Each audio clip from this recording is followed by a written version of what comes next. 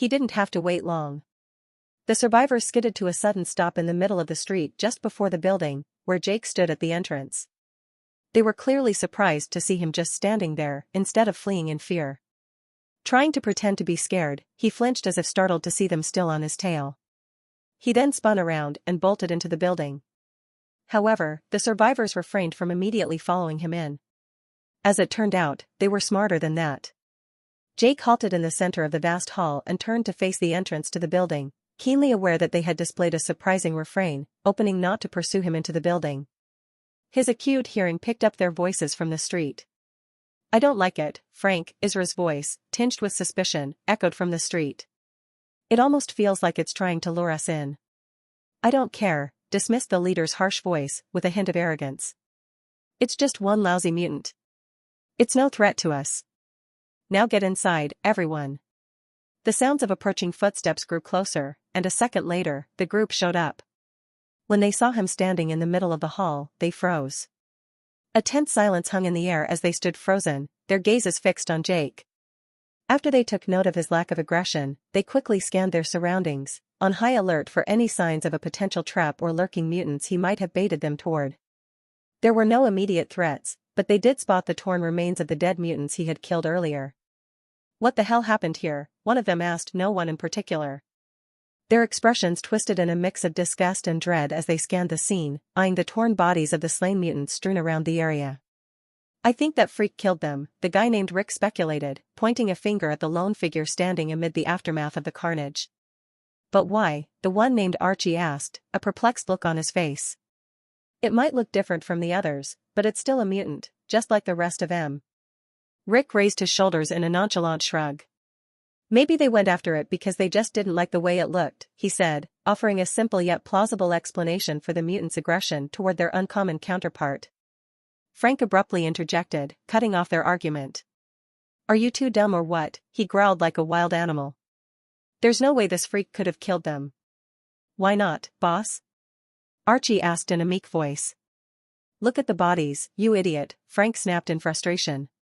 "They're cut to shreds. Now look at the freak over there. See any weapons or claws? No. It's got human hands. There's no way it could have done this massacre with them. It's impossible." "You're right," Archie conceded. Frank scoffed at the acknowledgement. "Of course I'm right." "Duh," he retorted. "Anyway, it's time to end the freak." The group's leader raised the assault rifle he wielded, aiming it at Jake. Just before he pulled the trigger, Jake swiftly spun around and sprinted across the expansive room to the far side. Bullets whizzed past him like crazy hornets. He felt one of them punch him in the shoulder, but he remained unfazed. Confident in his regenerative abilities, he knew his body would soon mend itself, and the bullet embedded inside him would be dissolved by the mana held within his body, disintegrating it into nothingness. Reaching one of the doorways that led further into the building, he dashed through it and into a long corridor. He covered a few more yards before easing his pace because he heard no footsteps behind him to indicate he was being followed. He came to a complete stop then, listening intently. The sounds of heated conversation reverberated from the main area. "Frank, wait," Isra exclaimed urgently. "It's trying to lead us into a trap. Can't you see that?" "I don't care," Frank retorted, his voice filled with frustration. "I can handle that freak. If you don't come with me, I'll make sure you never join Los Demonios." "Isn't that what y'all want?" His threat hung in the air for a second. "Come on, Frank," Isra pleaded. "Let it go. That thing seems to be at least half intelligent. There's definitely something on its mind. It's leading us further inside for a reason. It's not just running away, it's luring us in. I have a really bad feeling about this." "She might be right, Frank," Archie said timidly. "Perhaps we should just leave. Something feels off about all of this." Given the explosive temperament of the leader of the group, Jake expected Frank to lose his temper once again. To his surprise, Frank remained silent, seemingly contemplating the words of his companions. Even within Frank, there must have been growing unease, gnawing at him, signaling that things were not adding up. Jake retraced his steps to the door behind him, causing the group to tense up at his unexpected return. As he stood in the doorway, Jake fixed his gaze directly on Frank, making sure the leader was keenly aware of his intense stare. What the hell are you looking at, you freak? Frank growled, his voice rumbling with anger, his words cutting through the tension in the vast room like a knife. Jake slowly lifted one hand and flipped him the bird. The defiant gesture fueled the leader's anger to the point where his wariness was forgotten, causing his face to flush a livid shade of red. Immediately, Jake wheeled around and vanished back into the corridor. Once he was sure he was out of sight from the main area, he halted, listening to the voices echoing from the hall. What the fuck? Frank's enraged voice bellowed to his companions. Did you see that? The freak just flipped me off. Frank, calm down, Isra attempted to reason with him. However, he refused to heed her words this time as his anger clouded his judgment. After him. Get the bastard. Frank's command rang out. Following Frank's order, the pounding of footfalls finally echoed from the hall, signaling the group resumed their pursuit of Jake. The leader's quick reaction to even a minor provocation definitely played into Jake's plan. Oh, for fuck's sake, Archie muttered so quietly that probably nobody except Jake was able to hear him. Can't believe we're still doing this. Jake sprinted down the long corridor until he arrived at the entrance to the elevator's shaft. The platform with glowing symbols etched at the corners remained in place at the same level, patiently waiting for him to step aboard and transport him up to the 8th floor of the tower climb challenge, where he hadn't been yet. However, Jake took a few steps farther down the corridor, then turned around and lowered himself into a crouching position, placing his palms on the floor before him. He could hear the pounding sounds of approaching footsteps drawing closer to the entrance of the corridor. The survivors would show up any second now. All he needed to do now was lure them into the elevator shaft and onto the enchanted platform. It was likely going to be the most challenging part of his plan. Luckily, he had an idea in mind, so he waited patiently for the survivors to arrive. A moment later, they stormed into the corridor, their footsteps echoing off the walls. Coming to an abrupt halt, the survivors froze upon spotting Jake crouched down further ahead. Frank and Isra led the group, the other two trailing behind. Archie and Rick collided with Frank and Isra as the leading duo unexpectedly halted. Maneuvering around them, Archie positioned himself beside Frank on the left while Rick took his place beside Isra on the right. The four of them locked eyes with Jake, who remained crouched farther down the corridor. He stared back at them through his large unblinking eyes. What do we do now, boss? Archie asked nervously. Before the leader of the group could say something, Jake slowly lifted his hands in the air. What is it doing? Rick asked. Trying to surrender? I doubt it, Isra replied, her tone wary. Jake mimicked writing as if his left hand were a piece of paper and his right hand held a pen. He pantomimed writing and then pretended to read before exhibiting his left hand to the survivors. They peered at his actions with puzzled expressions. While he thought he was being clear, they seemed to struggle to immediately grasp his message. A wave of confusion passed through them as they exchanged uncertain glances. What the hell is the freak doing? Frank grumbled. It seems like it's imitating writing, Archie guessed. But why? Rick said, his brow furrowed in thought. Guys, I think it wants to say something to us, Isra said.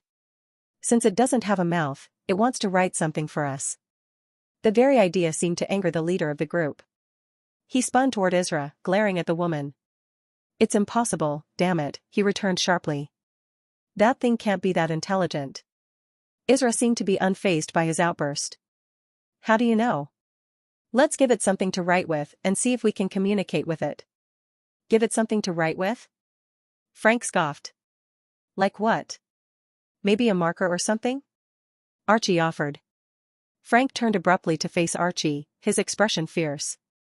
When was the last time you found a marker in this goddamn world? The leader snapped. Or any other writing tools, for that matter? Archie fell silent, either conceding to Frank's point or wary of provoking his boss further. We could give it a PDA, Isra suggested, who was the only one who remained unperturbed by Frank's temper. But a PDA doesn't have a text editor, Rick mentioned, standing by Isra. We can't even manually write entries in our diaries. They appear automatically. Exactly, Frank said, pleased to find support from at least one of his people. He's right. Listen to the guy. For once, he came up with something smart to say. Isra countered, doesn't mean we can't write it all on our devices. We can mark a location and give it a name. So a PDA does let us type something in. The names given to markers are restricted to just a few words, though, Rick pointed out. Doesn't matter. It could be enough to test the creature's intelligence. And if it possesses writing abilities, it could group markers together and input a few words into each, forming a complete sentence. She turned and looked at Jake, who was still crouching down farther down the corridor and observing them with his unblinking eyes. He met her gaze and nodded in acknowledgement. "Frag me," Archie muttered. "It listens and understands everything we say. It understands every freaking word we say." "You can't know that for sure, you dumbass," Frank grumbled. Archie and Rick seemed to be genuinely excited. They wanted to know if Jake was truly intelligent and what it was that he wanted to tell them. Frank's mood darkened further as he noted his three companions watching him intently, hoping he would go along with their idea. The leader of the group hesitated. It seemed that while he opposed the idea of Jake being intelligent, he desired to uncover the truth, mirroring his companion's curiosity. Finally, he conceded. "All right," he said before shifting his gaze to Isra. "Go ahead and hand over your PDA to the freak." The woman raised her eyebrows. "Why me?" A shit-eating grin spread across Frank's face. "Why not you? After all, it was your idea to give it a PDA, wasn't it?" At first, it appeared that Isra might decline. However, her expression shifted to one of determination. With her PDA in one hand and what resembled a submachine gun in the other, she began to walk down the corridor toward Jake. He didn't move a muscle, watching the woman slowly walk toward him.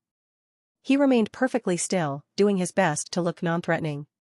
Behind the woman, he saw her companions positioning themselves to protect her, ensuring she was not in their line of fire as they aimed their weapons at him. They were prepared to open fire on him if he attacked her. However, he was going to do nothing of the sort. Isra kept moving slowly down the corridor, getting closer to Jake with each step she took and approaching the elevator in trance along the way. Though her attention remained on him, he silently hoped that she would catch sight of the magically enhanced platform within the elevator shaft and be intrigued enough to check it out. Contrary to his hopes, Isra's progress slowed as she neared him, eventually coming to a stop just a few steps before reaching the entrance to the elevator shaft. She was clearly afraid to get any closer to him. For a moment, she hesitated, her gaze fixed on him as she pondered her next move. Finally, she spoke, "I'll place it here, step back, and you'll have to come and get it." "All right?" Jake was unsatisfied with the current turn of events. He didn't want Isra to retreat. Instead, he needed her to approach closer so she could discover the magical platform. Just as she made a move to bend down, he vigorously shook his head, catching her attention once more as she glanced back at him. "No?" she asked, a look of confusion crossing her face. "What is it that you want, then?" He extended his hand toward her, implying that she should come closer and place her PDA in his hand. Despite his efforts to appear non-threatening, Isra hesitated, unwilling to approach him due to her lingering fear. She took an unconscious step backward, and Jake noticed 3 other survivors behind her tensing up, unsure of what was happening or what to expect from him. Jake hoped he hadn't complicated things further. Before he could come up with an idea to put Isra at ease, Frank yelled to her, "Is everything all right?" "Think so," Isra replied. "Then why won't you give the freak the device?" Frank demanded. "I don't want to get any closer." "Maybe you could toss it over?" Rick suggested. Isra took a moment to think, then shifted her gaze to Jake, locking eyes with him as she posed the question, "If I toss my PDA to you, will you catch it?" Seeing that she was unwilling to get any closer, Jake responded with a nod, raising both hands in readiness to receive the device. "If he breaks your PDA, you're gonna have to look for another one," Frank grumbled from a few yards behind her. "It's gonna be a pain. Try not to break it, all right?" Isra said, her focus still on Jake, who nodded in agreement. "PDAs are nearly unbreakable, though," Archie said meekly to no one in particular. Just as Isra was about to toss the device to him, she paused as a realization dawned on her. "Wait a sec," she said. "I probably need to unlock it for you first." She pressed her thumb against the screen of the device, then tapped a few more times to complete the necessary actions. "All right. Catch." She tossed the PDA underhand toward Jake. With impressive agility, he reached out and snatched the device out of the air with one hand, leaving Isra and her companions gasping in surprise. He glanced at them briefly before shifting his focus down to the device now securely held in his hand. Isra had already opened the map app for him and had even placed a pin on a random location. Attached to the marker was an empty label with a blinking text cursor inside, poised for him to begin inputting information. The lower side of the screen displayed a virtual keyboard, ready for his use. Jake took a second to think of the message he wanted to write. He then poised his thumbs over the keyboard to start typing the text into the label while the group of survivors waited. Words formed in his mind, but as Jake was about to type them in, he realized something. He didn't know how to write. His fingers hovered over the virtual keyboard displayed on the screen of Isra's PDA, but he couldn't start. It felt strange, and he wasn't even sure what was wrong. He had no trouble placing a few more pins with empty labels on the map, but when he was ready to fill the first one with words, he found himself unable to do so. The words he intended to write formed in his mind, but as he attempted to type them on the screen of Isra's PDA, his mind seemed to resist. His thoughts became so muddled and mixed up that he couldn't even remember what he wanted to write at all. When he simply mulled his thoughts over in his head, they were clear, but as soon as he tried to type them out, his mind immediately began to play tricks on him. It wasn't just a matter of struggling to find the right words, it was much more severe.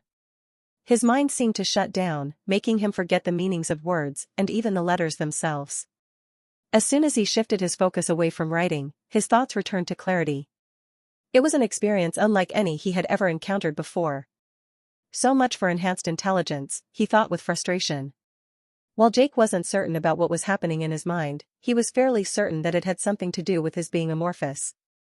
While his mutant mind excelled in sharp thinking, observation, memorization, and strategic planning for various tasks, including combat tactics, it seemed to create difficulties for him when it came to writing. Perhaps this struggle was a trade-off for all the advantages that came with the enhanced intelligence skill. "Can you write?" he heard Ursra's voice. He looked up from the PDA in his hands to meet Isra's gaze, her expression clearly reflecting confusion. It seemed like she was starting to doubt his writing abilities. Her companions, positioned a few yards behind her, were also observing him with a mix of confusion and skepticism on their faces. For some reason, this stirred a feeling of anger within him. He knew he could write; after all, he had no difficulty crafting coherent sentences in his mind. His enhanced intelligence had granted him a mental capacity far beyond that of an average human. He nodded vigorously at Isra and then lowered his head once more, focusing on the screen of the PDA. Forcing his mind into overdrive, he concentrated with all his might, struggling to remember the letters of the English alphabet and how to string them together to form words. After what felt like an eternity, he completed the task. He had achieved a seemingly monumental feat. It had taken nearly 2 full minutes of intense focus and mental exertion, but he finally succeeded in forming 3 letters to create a single, straightforward word: yes. Feeling mentally drained after the task, he experienced a level of exhaustion he had never known as a mutant. Sensing that he had expended a significant amount of mana points, he gave a mental command to check his mana count. To his astonishment, he discovered that almost half of his mana had been depleted through his intense concentration on writing a single simple word. The realization left him stunned, causing him to stare at the PDA screen in disbelief for a few moments. The realization that the substantial amount of mana that could have lasted him a couple of days yet was depleted in a mere 2 minutes due to the immense concentration required to write just one word, hit him hard. It was now obvious that he could indeed write, but at a significant cost in terms of time, effort, and mana points. This realization weighed heavily on him, serving as a crushing reminder of the challenges he faced despite his enhanced abilities. "Did you just write something?" Isra asked, her attentive gaze indicating that she had been watching him closely all this time. Jake turned the PDA toward Isra and displayed the screen to her. She took a few steps closer, squinting at the screen as she tried to make out the word. Once she managed to read it, she shifted her gaze to Jake's eyes, an incredulous expression crossing her face. "Yes? That's all you wrote?" Isra asked, attempting to conceal her frustration in her tone but failing to do so convincingly. For some reason, her disappointment in him stung a little, even though he couldn't quite comprehend why. "What did it write?" the leader of the group asked from behind her. "Just one word," she replied, looking over her shoulder at Frank. "Yes. That's what it wrote," Archie said. "Yes? Just this short word, huh?" Jake heard Frank chuckle. "Now I feel bad for entertaining the idea that this freak could actually be intelligent," he commented. The 3 men made their way down the corridor to join Isra. He did write a word, Isra pointed out, casting a quick glance at the leader beside her. It took him like 5 minutes to write a single word, Frank remarked. Just 2 minutes, or even less, Isra corrected, though her tone unconsciously reflected her agreement with the leader's point. Even for a single word, it shouldn't have taken that long, Frank commented. Maybe the freak doesn't even understand the meaning. Could have just memorized it from somewhere. But it can understand our speech, Isra said. Or so it seems, Frank said. The freak can't write, though. Why did it ask for a PDA to begin with then? Archie asked without directing the question to anyone in particular. I don't get it. Doesn't matter, Frank interjected, cutting off any potential argument before turning to Isra. We're done here. Have him return your PDA. Isra shifted her focus to Jake. Can I have my device back? He could see the disappointment in her eyes. She had believed him to be sentient, but now her belief seemed to have shifted. Strangely, it affected him. As a mutant, he seldom experienced emotions, but witnessing her dismay made him feel a sense of sadness for the first time. He wanted to prove to her that he was sentient. So he shook his head and withheld the device. It's not returning your PDA, Rick stated the obvious. The fuck? Frank growled. Don't play games with us, you freak. You hear me? Jake looked directly at Isra and raised his palm, signaling for her to wait a bit longer, hoping she would comprehend. And she did. He could see it in her eyes. It was remarkable. His enhanced intelligence allowed him to read people effortlessly, yet his mutant mind posed great challenges for him in writing. Jake lowered his head and refocused on Isra's PDA he held in his hands. It's toying with us, Frank growled as he noticed Jake's refusal to return the PDA. Let's give it a few more minutes, Frank, Isra suggested. They kept arguing, but Jake no longer paid attention to their conversation, fully concentrating on the PDA screen. He now knew he wouldn't be able to write what he had initially planned. Still, he wanted to let Isra know that he was intelligent and that she had been right about him. It felt important to him, though he couldn't explain why. He just felt the need to do it. It reminded him of a short story from his childhood.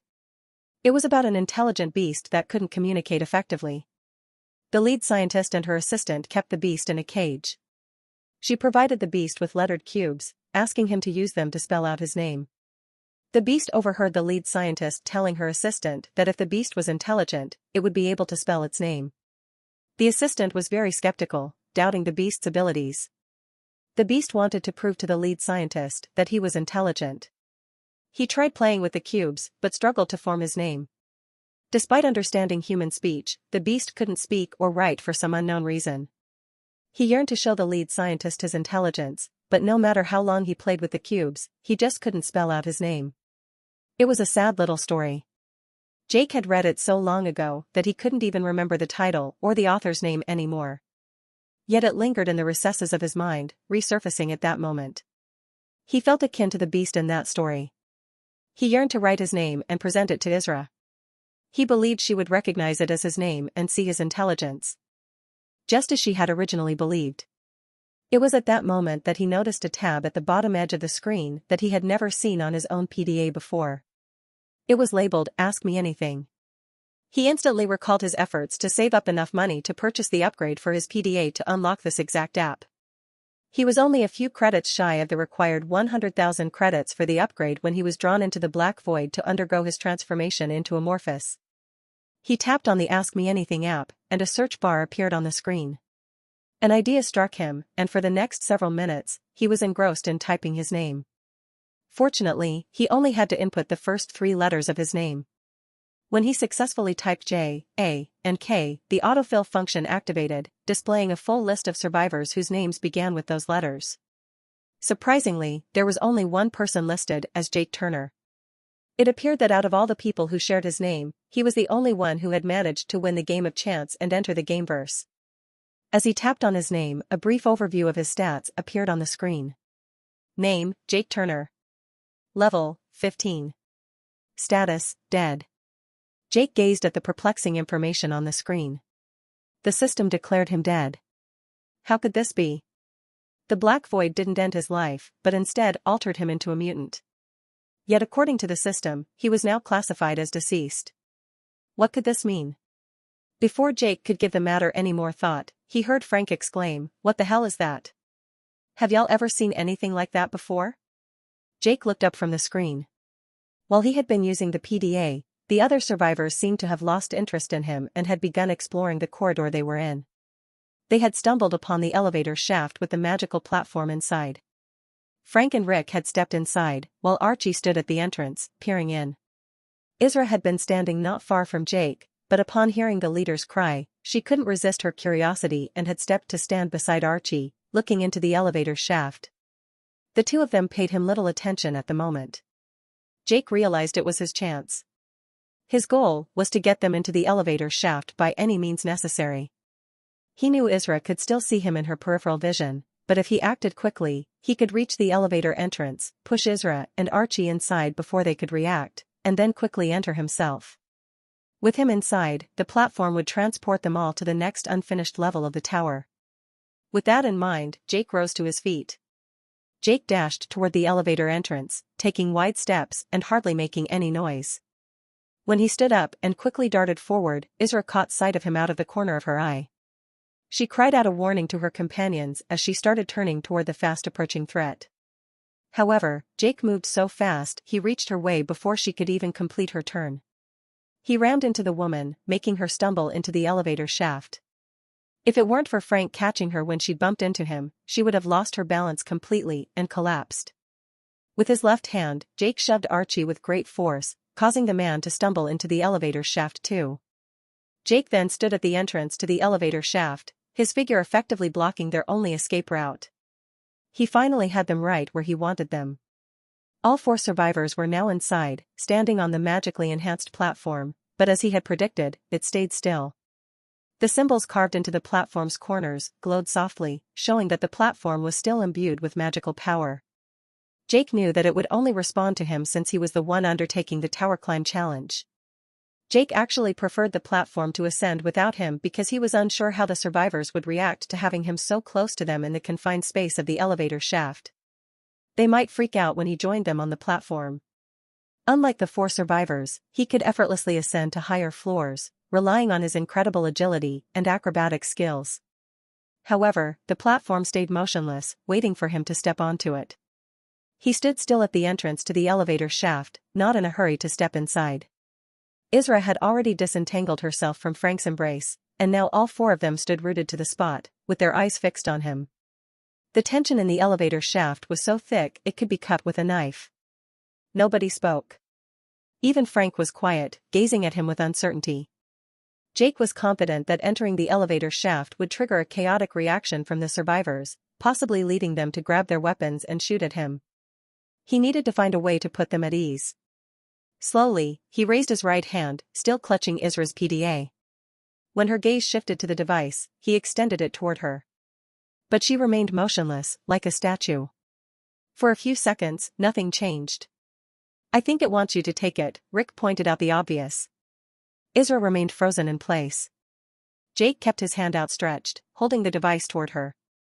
"Take your PDA back, damn it," Frank urged in a hoarse voice. "Maybe then the freak will leave us alone." Reluctantly, Isra took a few hesitant steps toward Jake, stopping just within arm's reach. She extended her left hand toward her PDA, making sure to avoid touching his black, textured skin as she grasped the edge of the device. As soon as she had a hold of it, Jake let go, and Isra quickly pulled her hand back, clutching her PDA, and hurried back to the far side of the elevator shaft. She kept her gaze fixed on him, refusing to glance at the screen of the device. Jake, moving slowly and deliberately, pointed at her, then at his eyes, and then at the device she held. After a brief pause, Isra lifted the PDA to her eyes and read the text displayed on the screen with a perplexed expression. Gradually, her face changed as realization struck her. "Did the freak write something else?" Frank asked.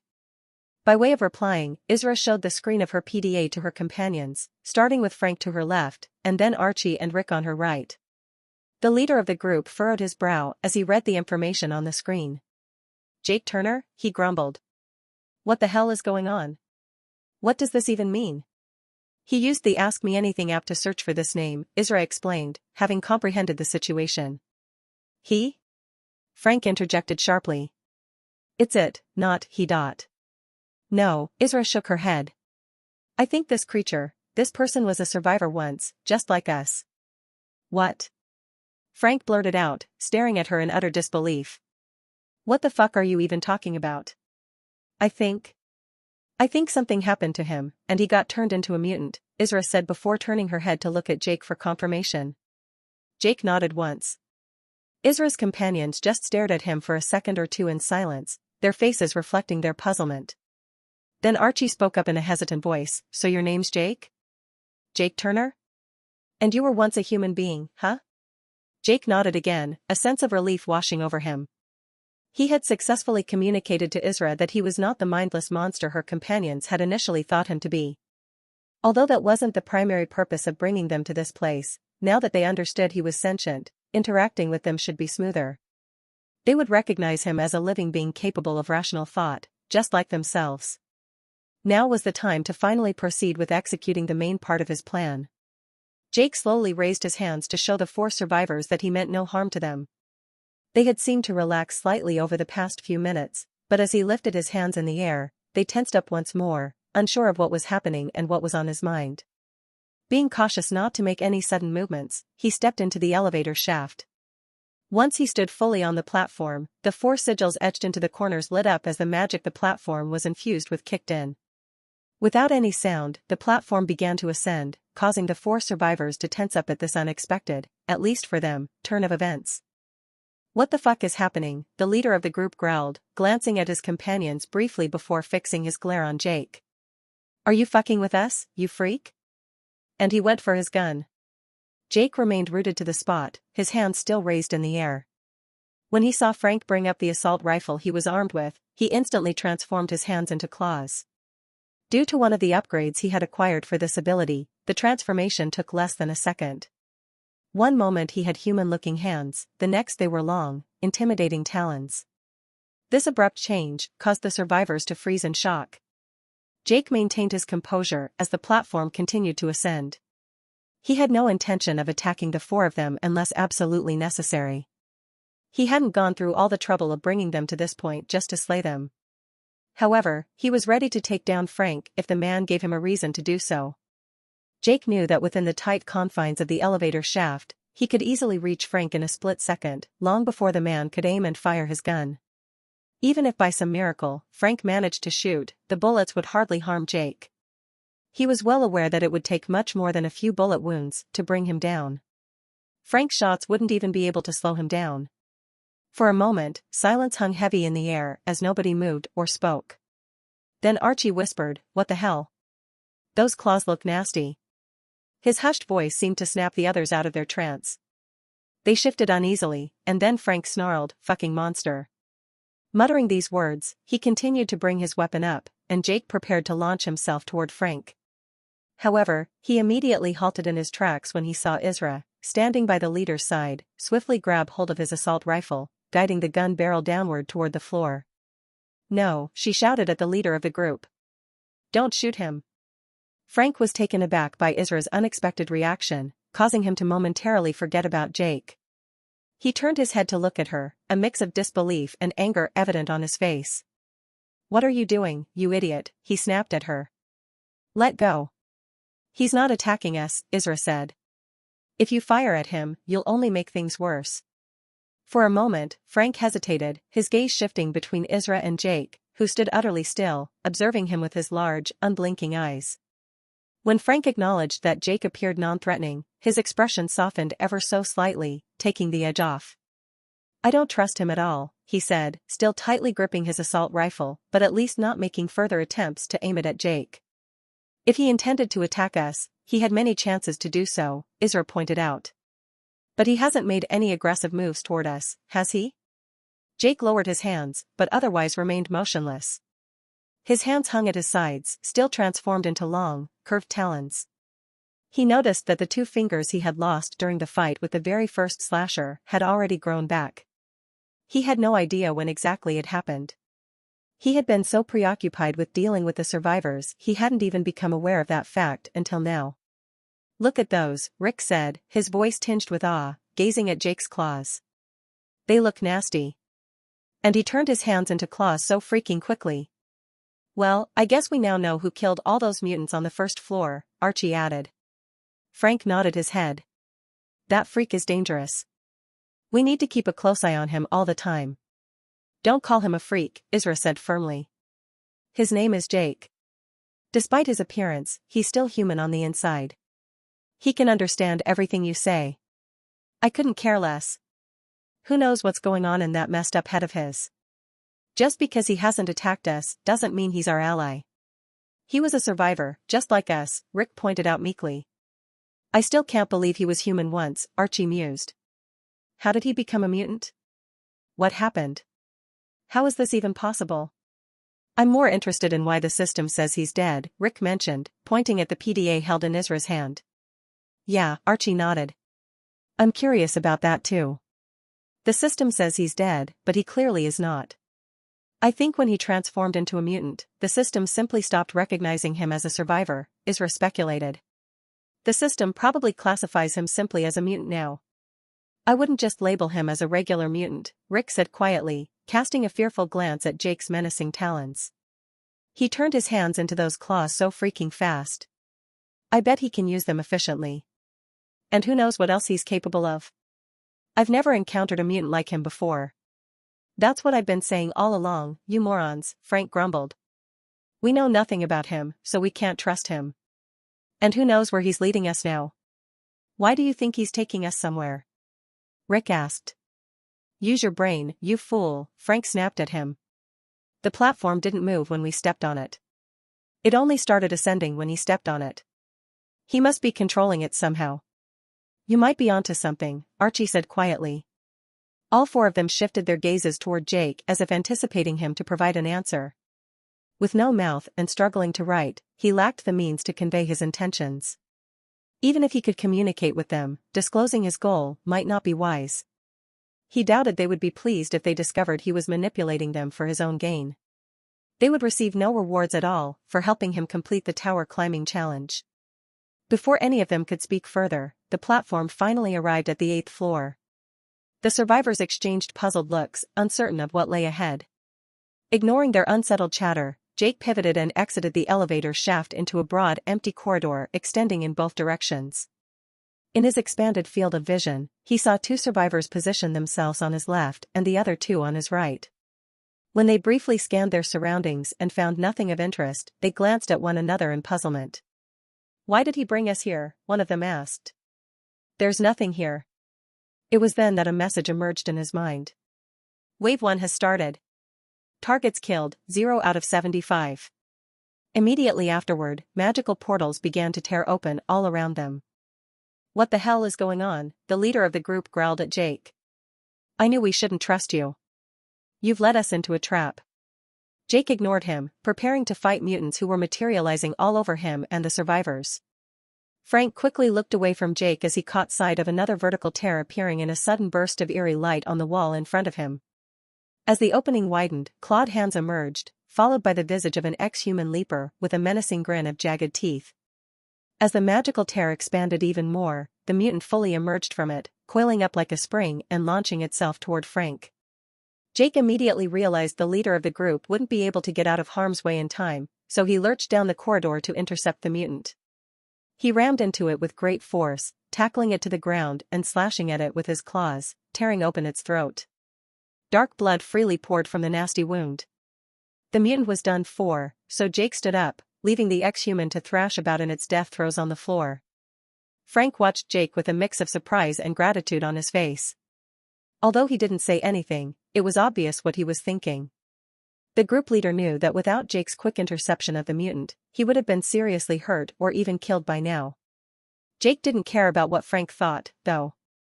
He had only saved him because he knew the more survivors remained alive, the better his chances of successfully completing the tower climb challenge on time.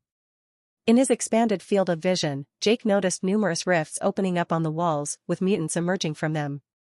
More portals cracked open on the floor and even the ceiling. While the group of survivors had been bewildered at first, they got their shit together and quickly regrouped, showing their experience in handling such situations. Watching the group come together, covering all angles and taking out one mutant after another, Jake mentally praised himself for leading them into the building. Seeing how skilled they were in handling mutants on the street, he had realized they were experienced and could stay calm in tough situations. Even though they didn't know what was happening in the building, their instincts kicked in, allowing them to quickly get themselves together. They fired in multiple directions, efficiently taking out mutants in droves. After the first wave ended and a brief break began, Jake led them deeper into the 8th floor. Initially hesitant, the survivors seemed to collectively decide he was on their side and followed his lead. Upon discovering a large empty room, Jake decided it was their best option to make a stand. The survivors approved of his decision and positioned themselves at the room's center just as another wave commenced, with magical rift gates appearing all around them on the walls, floor, and ceiling. As the mutants emerged from the portals, they dashed toward the survivors gathered at the center of the vast room. Most of them were low-level walkers and leapers, posing no real threat to the experienced survivors. When a powerful shambler or whipper appeared, they concentrated all their fire on it, defeating the threat within seconds. When they were too busy dealing with weaker groups of mutants, Jake took it upon himself to deal with a formidable ex-human like a shambler or whipper, taking care of the threat even faster than his allies could. At some point, even more dangerous mutants started to appear, slashers. The survivors' faces showed their anxiety, indicating they had never faced such opponents before and didn't know what to anticipate. The first slasher burst through a magical gateway in the ceiling. As soon as its form began to project from the opening, Jake recognized it as a slasher and immediately extended swords from his wrists. The survivors exchanged apprehensive looks when they saw him do so. As soon as the slasher plummeted to the ground with a heavy thud, Jake charged toward it, delivering a series of powerful strikes at the dangerous mutant. In the middle of the action, he noticed the survivors watching him with amazement. They had never imagined he could move so quickly and unleash such devastating attacks. They were increasingly convinced that he was far more dangerous than any other mutant. As soon as he dispatched the first slasher, Jake heard a piercing shriek from another one. He quickly turned to see that it had just appeared from a portal. The formidable mutant immediately headed straight for the group of survivors at the center of the room. Without hesitation, Jake sprinted toward the new threat and managed to intercept the mutant before it could reach the survivors. Jake and the 4 people continued to fight off wave after wave of mutants, with the group tackling the weaker types while Jake took on the more formidable enemies like slashers and occasionally shamblers and whippers. After the floor was finally finished, Jake checked the status of the challenge. Tower climb progression. Floors, 8 out of 10. Remaining time, 1 hour, 11 minutes, 14 seconds. It had taken him about 20 to 25 minutes to guide the group to this point, but it was definitely worth it. They had cleared the 8th floor much more quickly than he could have on his own. He now felt optimistic about the rest of the challenge. If they could clear the remaining 2 floors and defeat the boss on the roof just as smoothly, he would be able to complete the challenge on time. Unfortunately, what he didn't take into account was what the survivors would think about it all. Frank, in particular, wasn't happy about what was going on. He wasn't pleased about the situation at all. After he was certain no more mutants were going to materialize, he spun around, glaring at Jake and pointing his assault rifle at him. "I need an explanation right fucking now," he growled. "Tell me what the hell is going on here, or I swear I'll splatter your brains all over this room." Jake had no idea how Frank expected him to explain the situation. However, he was growing tired of Frank's attitude and constant threats. It was time to teach him a lesson. The group leader may have believed he was moving quickly, but to Jake, it seemed like slow motion. He lunged forward as Frank raised his assault rifle, seizing the weapon before the man could take aim at him. With a firm tug, Jake wrested the firearm from Frank's grasp, almost breaking his index finger that had gotten caught in the trigger guard, causing the leader to cry out in pain. Jake rammed into the man, forcefully tackling him to the ground and pressing his fingers tightly around Frank's throat, restricting his airflow. Fear filled his widened eyes as the realization that he couldn't breathe sank in. Jake had no intention of taking his life, he only aimed to assert his dominance. However, Frank, unaware of Jake's intentions and thinking he was being killed, panicked and tried to break free. Despite his efforts, his human body proved no match for Jake's mutant strength. In his expanded field of vision, he noticed the other 3 survivors snapping out of their trances from when he had attacked Frank.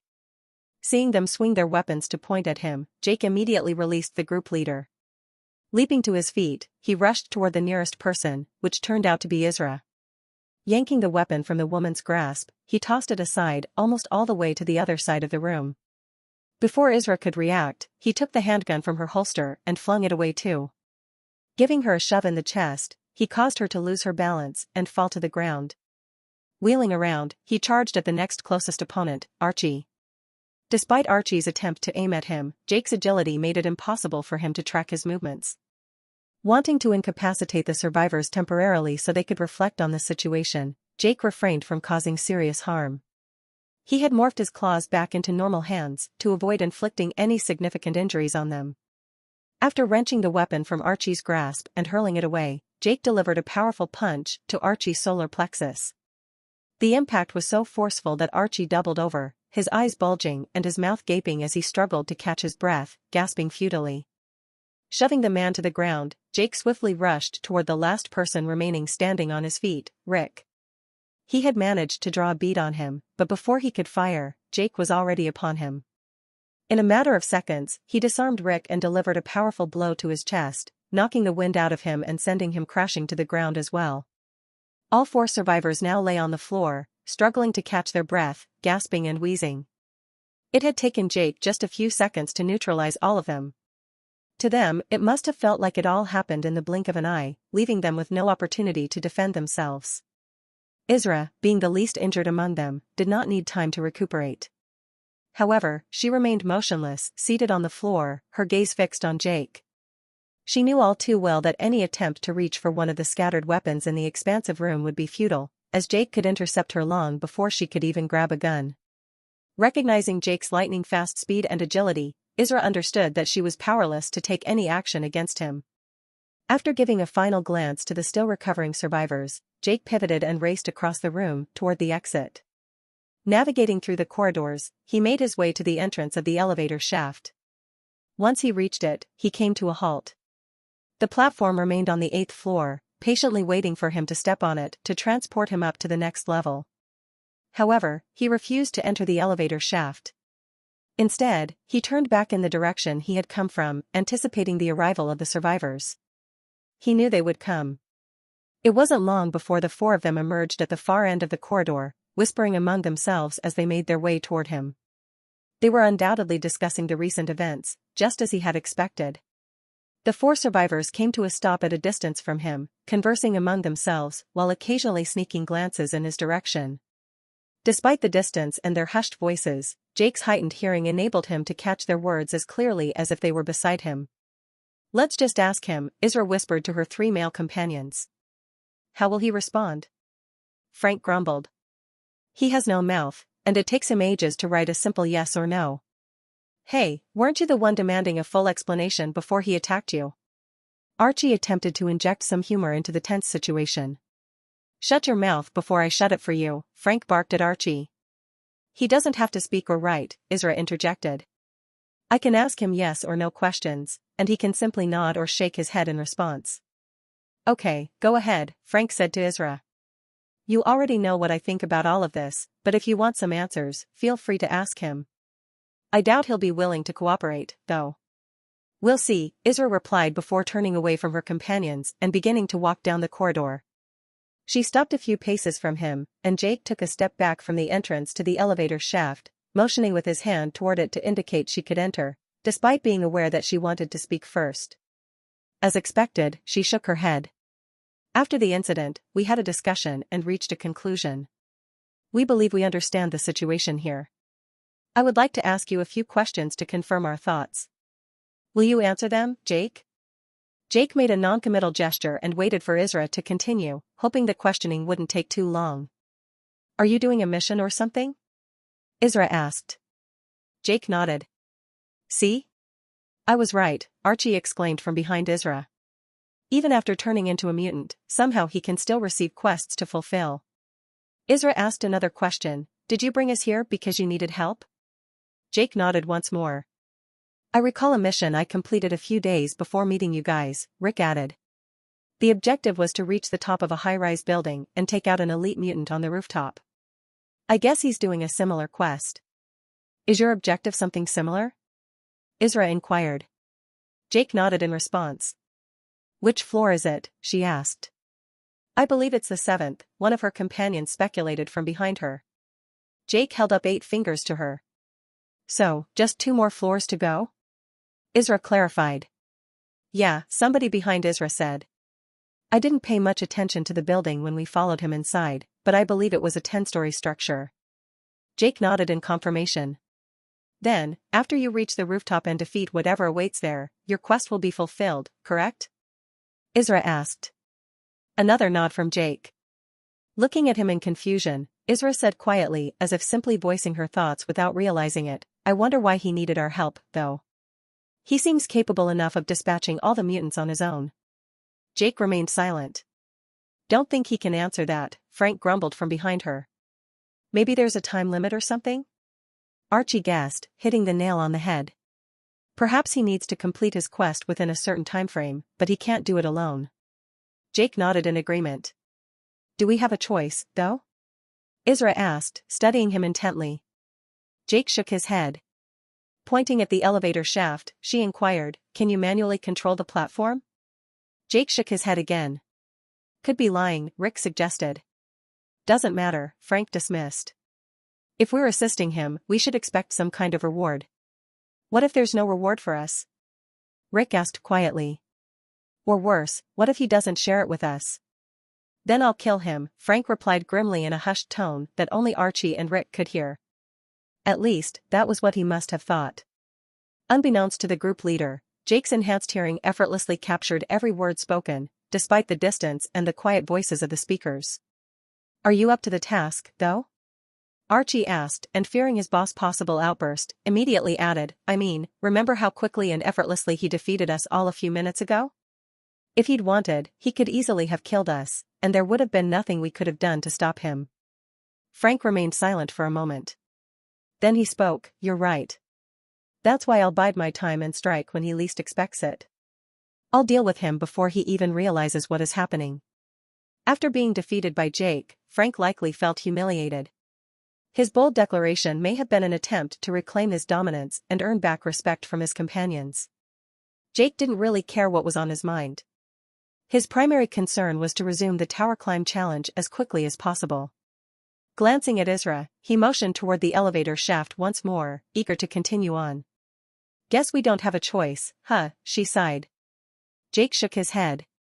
Or are you able to transport us down, but choosing not to? Jake remained motionless, unsure of how to react. Let's go, Frank grumbled as he headed toward the elevator shaft. If there's a time limit, we shouldn't waste any time. As the group leader passed Jake, he shot him a fierce look, his displeasure evident in his eyes. Frank entered the elevator shaft without a word to him, closely followed by Archie and Rick. Isra stayed put, though, and Jake gestured for her to join them. Her expression changed as if she had remembered or realized something. Oh, right, she remarked. The platform responds only to you. We all need to be inside because it moves when you step on it, correct? Jake nodded in confirmation. Yeah, Frank called from inside. If he boards without you, the platform will ascend, leaving you stranded on this floor. Isra held her gaze on Jake for a moment longer. Despite Frank's animosity toward Jake, it was clear that he was intrigued to see what lay ahead at the end of this challenge. Rick and Archie always obediently obeyed Frank, following his lead without question. Unlike the three of them, Isra wasn't keen on going along with all of this. However, realizing she was on the 8th floor, she understood she had no choice in the matter. Frank's warning about being stranded on this floor if she didn't enter influenced her decision. With no way to ascend or descend the building, she had no choice but to tag along. Jake was prepared to coerce Isra into entering the elevator shaft if she refused to join the others. However, it wasn't necessary as Isra sighed once more and eventually joined her companions inside the elevator shaft. With all the survivors on the platform, Jake turned and stepped inside as well. As soon as his full weight was on the platform, the sigils glowed brighter, and the ascent commenced. The platform took them one level up. The survivors were ready this time, having learned what to expect from their previous encounter. As the rift gates began to open all around them, the group sprang into action, swiftly engaging the mutants emerging from the magical portals. After fending off the initial wave, they made their way deeper into the 9th floor, searching for a spacious room to make their stand. Their plan was to replicate the successful strategy from their previous encounter. The 4 survivors fought off one wave after another, standing in the middle of an empty vast room. Meanwhile, Jake skillfully maneuvered around the area, dealing with powerful mutants like slashers, not letting them get anywhere near the group he was protecting. Things were progressing smoothly, and Jake started to believe they would get the job done without a hitch. And that was when everything suddenly went to shit. Jake spotted a slasher emerging from a newly materialized portal, the toughest monster he'd faced so far. He knew he had to deal with it fast. As he was about to charge toward the threat, he heard a familiar piercing shriek from behind. Glancing back over his shoulder, he saw another slasher that had just appeared. Then he heard a survivor's panicked voice, trying to warn the others about a danger. When Jake turned to look their way, he saw a third slasher barreling right at the group of survivors standing at the center of the room. All of them pivoted to confront the slasher hurtling toward them, unleashing a barrage of fire with their weapons. However, the creature was already dangerously close. Realizing they wouldn't be able to inflict significant damage in time to halt its advance, Jake dashed across the room as fast as he could. Despite his incredible speed, it was obvious he wouldn't make it in time to protect the group from the charging ex-human. The mutant, brandishing its swords, barreled into the center of the group, prompting them to frantically scatter in different directions in panic. One of the survivors screamed in pain as the slasher struck out with one of its swords to slice a long, bloody gash across his arm. At first, Jake couldn't see who it was, but when he got closer, he saw it was Frank. The group leader's arm bled profusely, but the wound probably looked worse than it actually was. Jake cut his way through the horde of walkers as he ran, his swords cleaving reaching hands at the wrists and slicing through skulls, sending heads flying to bounce and roll across the floor of the room. Finally, he reached his destination. Isra, Rick, and Archie had scattered throughout the room, doing their best to fend off waves of mutants swarming in from all directions. As for the slasher, it seemed determined to finish off Frank. The group leader was crawling on his elbows, trying to get away from the mutant after collapsing on the floor. The towering slasher loomed over Frank, who was writhing on the ground, its swords raised above its head, ready to swing its blades downward. Jake reached the slasher from behind just as it was about to strike. Before the mutant could deliver a fatal blow to Frank, Jake thrust one of its swords forward with all the strength he could muster. The blade entered the slasher's back and cut all the way through its body, the tip emerging from the center of its chest. Surprisingly, the mutant was still alive, but at least, it appeared to have lost interest in Frank. The group leader remained on the floor, looking up at the brutal scene unfolding before him. Just as the slasher attempted to turn, Jake yanked his sword from its body and swung again, severing the mutant's head and sending it flying to the side. With blades extended from his wrists, Jake couldn't offer a hand to help Frank up. He was sure the group leader could rise on his own, though. Without a second glance at him, Jake turned around, scanning the room for the other survivors. Isra and Archie were currently on the opposite side of the room, fighting one of the two remaining slashers. Despite the mutants' desperate attempts to reach them, they slowed it down with magic spells while relentlessly firing their guns at it. Seeing there was no immediate danger to Isra and Archie, Jake diverted his attention from them to locate the last team member. Rick was the farthest away, firing his shotgun at the walkers and leapers approaching him from all directions. The mutants were so densely packed together, every shot Rick fired took down multiple enemies at once. He was also using a push spell to shove back those who got too close to him. Rick appeared to be managing well on his own, adeptly handling the walkers and leapers. If only faced with these types of mutants, he likely could have found a way out. However, his situation took a drastic turn when the third slasher targeted him, rushing toward Rick from behind. Jake sprinted toward the slasher, but it was painfully obvious he wouldn't be able to reach the mutant in time to intercept it before it got to Rick. The survivor became aware of the slasher behind him only when it was almost on top of him. With a sense of mounting dread, he glanced over his shoulder and let out a panicked cry as he saw the slasher closing in on him. Swiftly pivoting around, he swung the barrel of his shotgun toward the looming threat. In that critical moment, Rick should have employed a push spell to hinder the slasher's progress toward him. However, he failed to do so because he either forgot about it in the midst of panic or had spent all his spells by that point.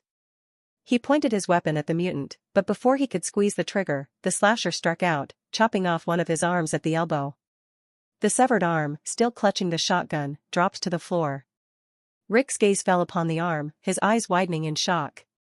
Just as he opened his mouth to scream, the mutant lashed out once more, its blade thinking into the soft flesh of his throat, opening it in an explosion of blood. Seeing Rick collapse to the floor, the slasher seemed to lose interest in him even though the guy was still alive. The mutant scanned the room for its next victim and locked its menacing gaze on the nearest survivor, Frank. The slasher pivoted toward its new target, but before it could lunge toward the group leader, Jake finally closed the distance and intercepted the slasher. He slammed into the ex-human with great force, knocking the mutant off balance. The slasher staggered but managed to stay on its feet. It turned toward Jake, but before it could utilize its special ability, he unleashed a relentless series of powerful blows against it. One of Jake's strikes landed perfectly, driving his sword deep into the mutant's chest. The tip burst from the center of its back in a spray of gore. Quickly yanking his sword from its body, Jake lashed out with his other blade, taking away the top of the mutant's skull in a single powerful swipe. Having killed the second slasher, Jake quickly scanned the area. He noticed that Isra and Archie had already taken down the third slasher without his assistance. Rick was bleeding profusely, but before they could tend to him, they had to eliminate the remaining ex-humans.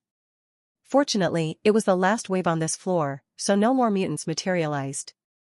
All the formidable mutants had been taken care of by then, leaving only low-level walkers and leapers to deal with. Quickly taking care of them, the survivors rushed to aid their severely wounded companion. "We have to heal him," Archie exclaimed, his voice trembling with emotion. "Don't bother," Frank grumbled. "We only have basic stims on us. They won't be able to treat such severe wounds." Rick lay on his back, staring up at them with wide eyes, attempting to speak but only managing a gurgle. Disregarding the group leader's words, Archie knelt before the wounded companion, pulling out several healing auto-injectors from his rucksack. He administered them to Rick's wounds, but as Frank had predicted, they struggled to repair the injuries. While they did mend the damaged flesh, the process was too slow. Before the medications could fully close the wounds and stop the bleeding, Rick passed away.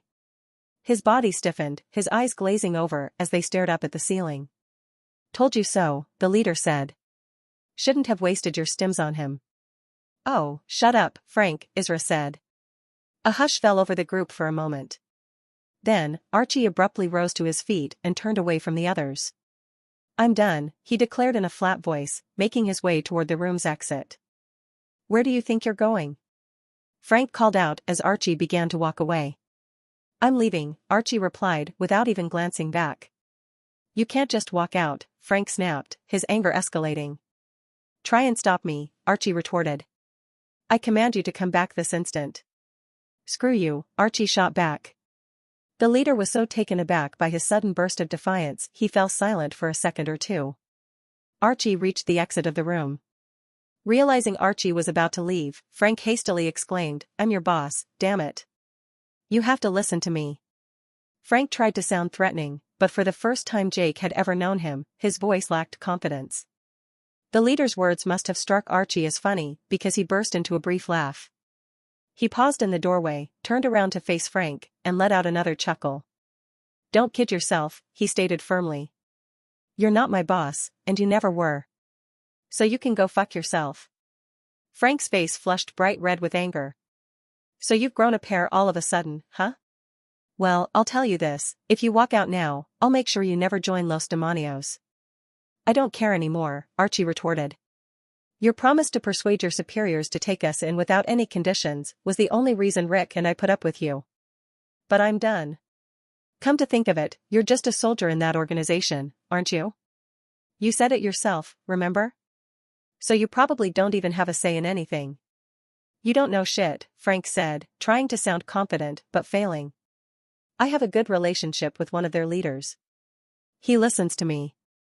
If I put in a good word for you guys, they'll accept you into their organization. I did mention that to you as well, didn't I?" Archie's skepticism came through in his words. "Now that I think of it, you may have been lying all along," he said accusingly. "Maybe you aren't even in their organization. Maybe you came up with this story only so you could boss someone like us around." Frank's face flushed with anger as his confidence surged back. "I wasn't lying, you blockhead," he barked, jabbing a finger at the red scarf wrapped around his neck. "See this? It's a symbol of my affiliation with the organization. Only the members of Los Demonios wear this." "Or so you say," Archie shot back. "But honestly, I couldn't care less anymore. I wasn't all that keen on joining your fishy gang in the first place. I only agreed because Rick wanted to." Jake was unsure of how close Archie and Rick had been, but they seemed to have been very good friends. Rick's death had deeply shaken Archie. The guy was done talking to Frank. He was about to turn around and leave the room when Ezra spoke up. "Where are you going? You can't go down. It's impossible. We searched the floor below, remember? There are no other ways to move up or down besides using the platform, which operates automatically, only going up and only when Jake steps onto it. It doesn't respond to anyone else." Archie glanced at her briefly before fixing his gaze on Jake. "Really?" he said. "If the platform is designed to only go up, how come it was on the first floor when we entered the building?" Ezra opened her mouth to respond when she realized Archie had a valid point. All of the survivors looked at Jake thoughtfully. They had already known that each floor of the building needed to be cleared of mutants. Jake had taken them to the 8th floor, which meant he had already cleared the previous floors on his own. Then he descended to the 1st floor, which suggested that he could either manually operate the platform or knew how to make it go down. That was likely what they were thinking. So the platform can be controlled after all, Archie concluded. Either by anyone or just by him. "I'm gonna find out." After uttering those words, Archie turned around to exit the room. Jake spotted Frank tense, his grip on his assault rifle tightening.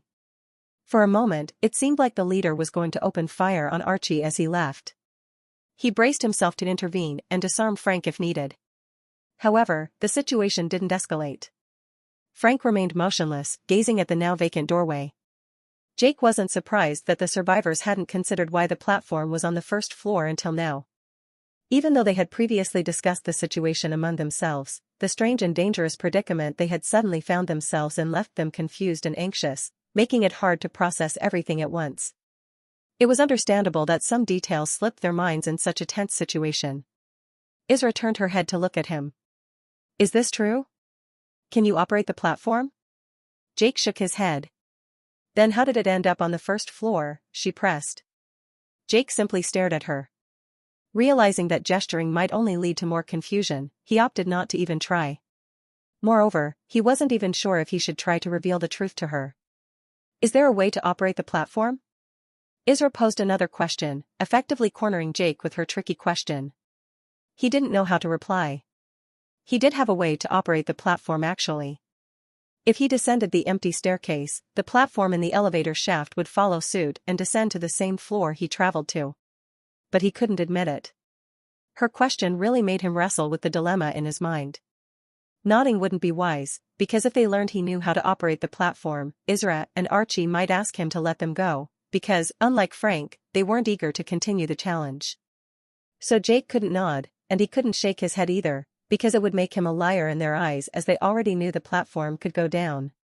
Having remembered it had been on the 1st floor when they entered the building, they were now aware that he knew how to make it move down. Given they already harbored some doubts about him, lying would only further complicate the situation. For a moment, Jake entertained the thought of letting Archie and Ezra board the platform and then using the disintegrated staircase to descend to the 1st floor, causing the platform with the 2 survivors to follow suit. However, he almost immediately dismissed the idea. He hadn't gone through all the trouble of bringing them here just to let them go. With one person already lost, the team was now down to 3 survivors, reducing their manpower somewhat. He couldn't afford to lose any more of his temporary teammates, especially when he was so close to completing the challenge. Only one floor was left, but it was the most difficult one, so he couldn't just let Archie and Ezra leave. After the 10th floor, he would also have to defeat the boss on the rooftop. Jake was sure it wouldn't pose much of a problem to him. The tower climbing challenge wasn't overly difficult for him, but it had to be completed within a specific time frame. That's why he needed as many survivors as possible to help him finish on time. At the back of his mind, a chilling realization crept in: he didn't truly care about these people, and he was simply using them for his own benefit. He felt bad about Rick's death, but only because his team was now weaker and clearing the final floor would be more difficult with reduced manpower. He realized the transformation into a mutant not only altered his appearance, but also changed his mindset and way of thinking. It turned him into a cold-blooded monster, devoid of any feelings or care for anyone except himself. The realization hit him hard, prompting him to consider letting the remaining survivors go one more time. But when he checked the time remaining and saw less than 30 minutes were left to complete the challenge, he quickly refocused his mind. Without a word, he pivoted and headed for the exit, aware of Ezra and Frank following behind. Upon reaching the elevator shaft, he heard cursing and stomping sounds from inside. Peering in, he saw Archie attempting to activate the glowing sigils by stomping on them to make the platform move, to no avail. Spotting Jake, Archie turned toward him, his face a mask of anger. He began to walk over, saying, "It won't budge. Now I abso-fucking-lutely sure that only you can control it. Make it transport me down to the first floor right now." Jake remained in the doorway, unmoving. Seeing that Jake wasn't cooperating, Archie charged toward him with closed fists, as if preparing to throw a punch. Once within striking range, Jake forcefully pushed Archie, propelling him backward and causing him to tumble down at the center of the platform. Isra and Frank, who lagged behind in the corridor, having struggled to keep up with Jake, witnessed the commotion. Isra dashed toward him, shouting, "What on earth are you doing? Don't touch him." However, upon reaching the entrance to the elevator shaft and seeing that Archie was mostly unharmed and that Jake had no intention of attacking him again, Isra relaxed slightly. Jake stepped back and gestured for her to enter, prepared to push Archie back if he attempted to escape once more. Fortunately, Archie stood up but made no move to leave the elevator. "He's right," the group leader interjected as he arrived at the entrance to the elevator shaft. "We can't afford to waste any more time. Come on. Let's finish what we started here. No need for drama." Frank proceeded to enter the elevator shaft. For the first time since meeting him, Jake felt thankful that the group leader possessed such a demeanor. Isra stood still for a moment, her gaze fixed on Jake. Initially, she had been the only one to show him some sympathy, but now she viewed him as an enemy. The expression in Isra's eyes conveyed all the disdain she felt toward him. Despite this, she knew she had no choice in the matter. If she didn't join her companions in the elevator, she'd be left stranded on the 9th floor. Also, she knew Jake could easily force her to enter the shaft if he chose to. Without uttering another word, she stepped into the elevator shaft. With the 3 survivors now inside, Jake followed suit. As soon as his weight fully settled on the platform, it began to ascend, carrying them up to the final and most dangerous floor. While the platform ascended, the survivors had a brief conversation. Archie wasn't happy about having to go on, but Frank quickly cut off his objections, stating they only needed to finish one more floor. He told Archie that constant whining wouldn't accomplish anything. Isra stayed quiet, but the telling expression on her face indicated she sided with Archie. Uninterested in their conversation, Jake paid little attention to their talking. What mattered to him was that they were nearing the final level of the tower climbing challenge. After completing it, all he would need to do was defeat the boss on the rooftop. He probably wouldn't even need their help to accomplish that. Finally, the platform reached the 10th floor. Jake exited the elevator onto a corridor stretching in both directions. The 3 survivors followed him, clutching their weapons tightly. Rift gates began materializing all around them almost immediately. Despite their strained relationships, when the mutants appeared, the 3 survivors operated as a single, well-coordinated unit. They unleashed controlled bursts of rounds at the oncoming mutants, the bullets ripping through their bodies, eliminating the vile creatures long before they could close in on the group. After repelling the initial wave, Jake and the survivors dashed into the inner sections of the floor in search of a large room to make their stand. As they knew from the previous encounters, each floor contained at least one spacious room suitable for their needs. Quickly locating one, they entered just as another wave began. Positioning themselves at the center of the room, they unleashed a barrage of fire on the mutants climbing out of the rift gates. They managed to eliminate some of them even before they fully emerged from the portals. It didn't take long for slashers to appear. After the loss of their companion to one of these creatures, they became wary of this mutant type. Despite their apprehension towards slashers, they managed to keep their composure, not succumbing to panic. The 3 of them quickly regrouped, directing their fire at one of the nearby slashers. They also used magic spells on walkers and leapers to slow down their advance while they were dealing with the slasher. Seeing they had the situation under control, Jake sprinted to intercept another slasher attempting to flank the survivors. With a thought, he extended blades from his wrists. He preferred to use his claws in combat against weaker types of mutants such as walkers or leapers as well as against more formidable ones like shamblers or whippers. However, when dealing with slashers who wielded sword-like bony appendages, Jake extended blades from his wrists. While his claws were effective against many mutants, their shorter reach could put him at a great disadvantage when facing slashers. The battle raged on for a few more minutes. This time, they managed to deal with all the slashers without suffering any casualties. After all of them were taken care of, Jake retracted his swords and continued to use his claws. Before long, the final wave on this floor began. Jake hoped that they would be able to handle it as smoothly as they had all the previous ones. Just as he was about to engage a group of walkers, he heard Isra yell to her companions to warn them about some kind of danger. Slashing his claws across the throats of the nearby ex-humans, he glanced over his shoulder to see what the commotion was about. Across the room, a new vertical rift was forming. It was much bigger than the regular ones. At first, Jake thought that a shambler or a whipper was going to step through it, but as soon as a colossal mutant figure began to emerge from the portal, he realized it was a new type he had never encountered before. Judging from the survivors' reactions, they were equally caught off guard by this unfamiliar threat. The mutant was huge. It boasted a massive frame, covered in organic growth akin to that of shamblers and whippers, providing a robust protective layer. Half of the mutant's head was concealed by the thick layer of organic growth as well. The head itself seemed disproportionately small in comparison to the bulk of its body. The most prominent part of the mutant was its belly. To say it was enormous would be an understatement. The mutant finally fully emerged from the portal and began to walk toward the survivors, moving slowly and shuffling its feet. Its paunch was so huge it seemed surprising the mutant could even maintain balance as it moved. Now that the mutant was fully out of the portal, Jake could see that it appeared to have no weapons. Unlike other ex-humans, its mouth lacked razor-sharp teeth, and its hands had no claws.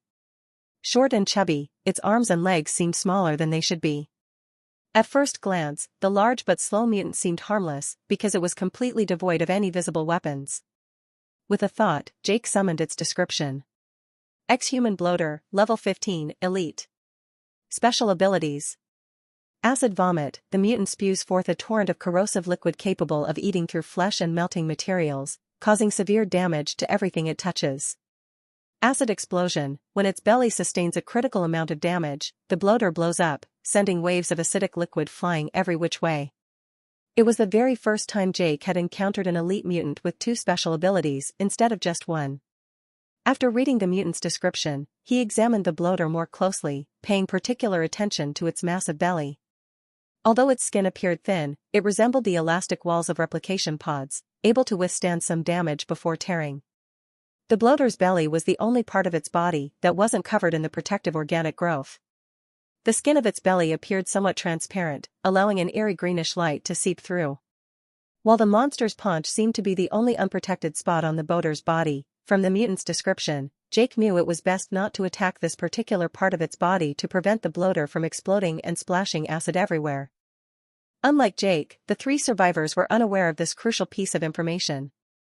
They couldn't call up the bloater's description with a mere thought like he could. In the middle of the fierce battle, they couldn't risk taking out a PDA to analyze the mutant either. From experience, they knew the organic growth covering the mutant's body was highly resistant to damage. It could be destroyed, but it required a significant amount of damage. Surrounded by walkers and leapers from all directions, they couldn't afford to fire at the mutant for long. They had to deal with the new threat quickly so they could refocus their attention on the other targets.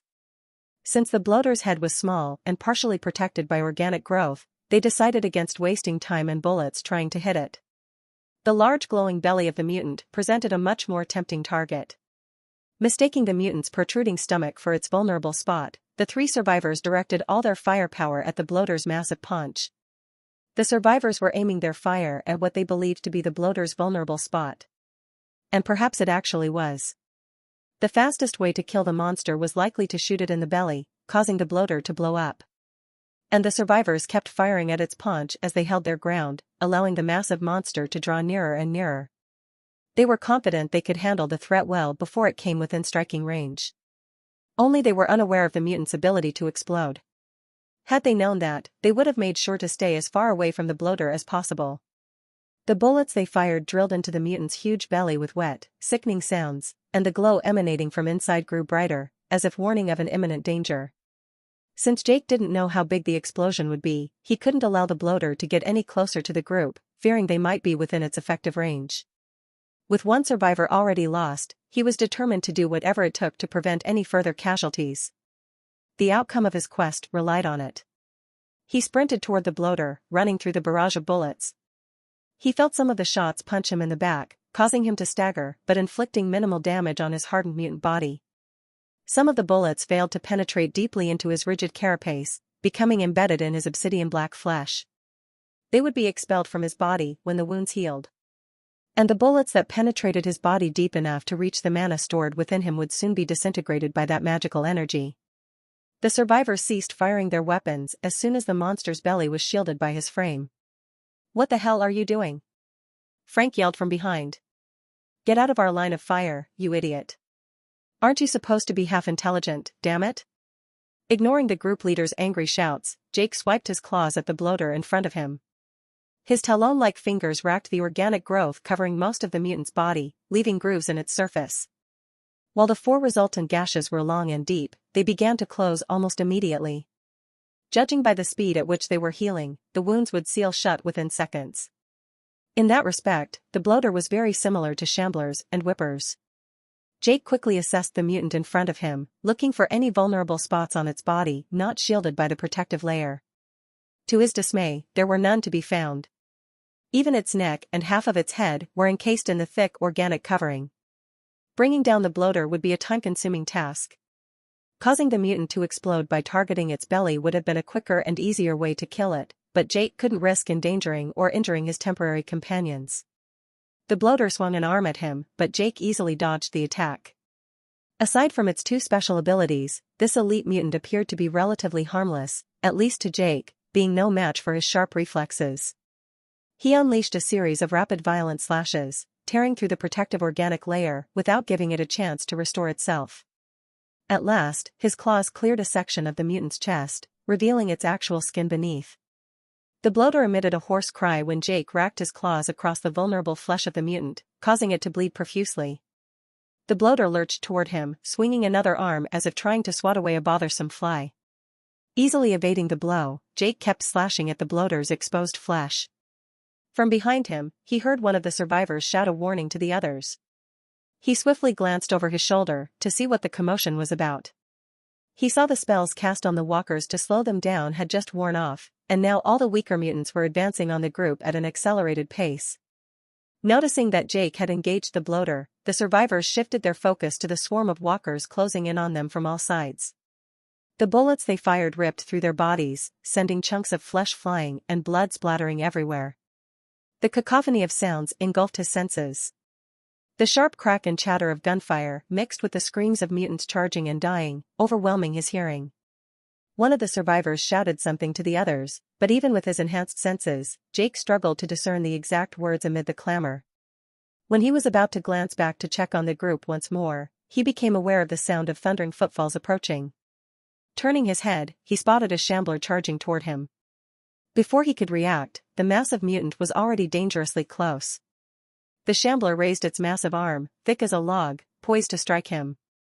He was about to dash aside, but it was already too late. He felt the mutant hit him with the force of a freight train, propelling him across the entire room.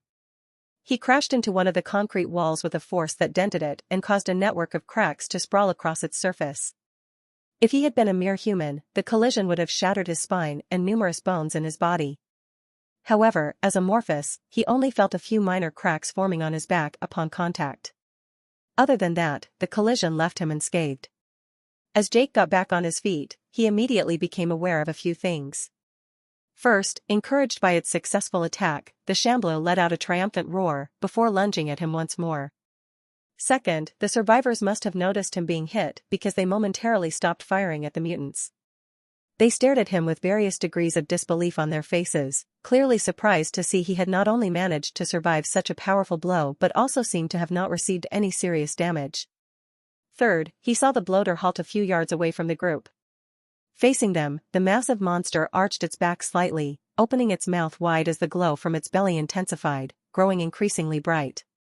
The bloater was on the verge of unleashing one of its special abilities, preparing to spew a stream of acidic liquid onto the group of unsuspecting survivors. Jake couldn't alert the survivors to the imminent danger or come to their rescue because the shambler was already on top of him. The mutant's massive figure obscured his view of the group. Jake dashed to the side as the shambler swung down its log-thick arm. With a mighty thud, the colossal fist pounded the ground where he had been standing just moments before. A shout from the survivors attracted his attention. He darted around the huge form of the shambler and glanced in the direction of the group.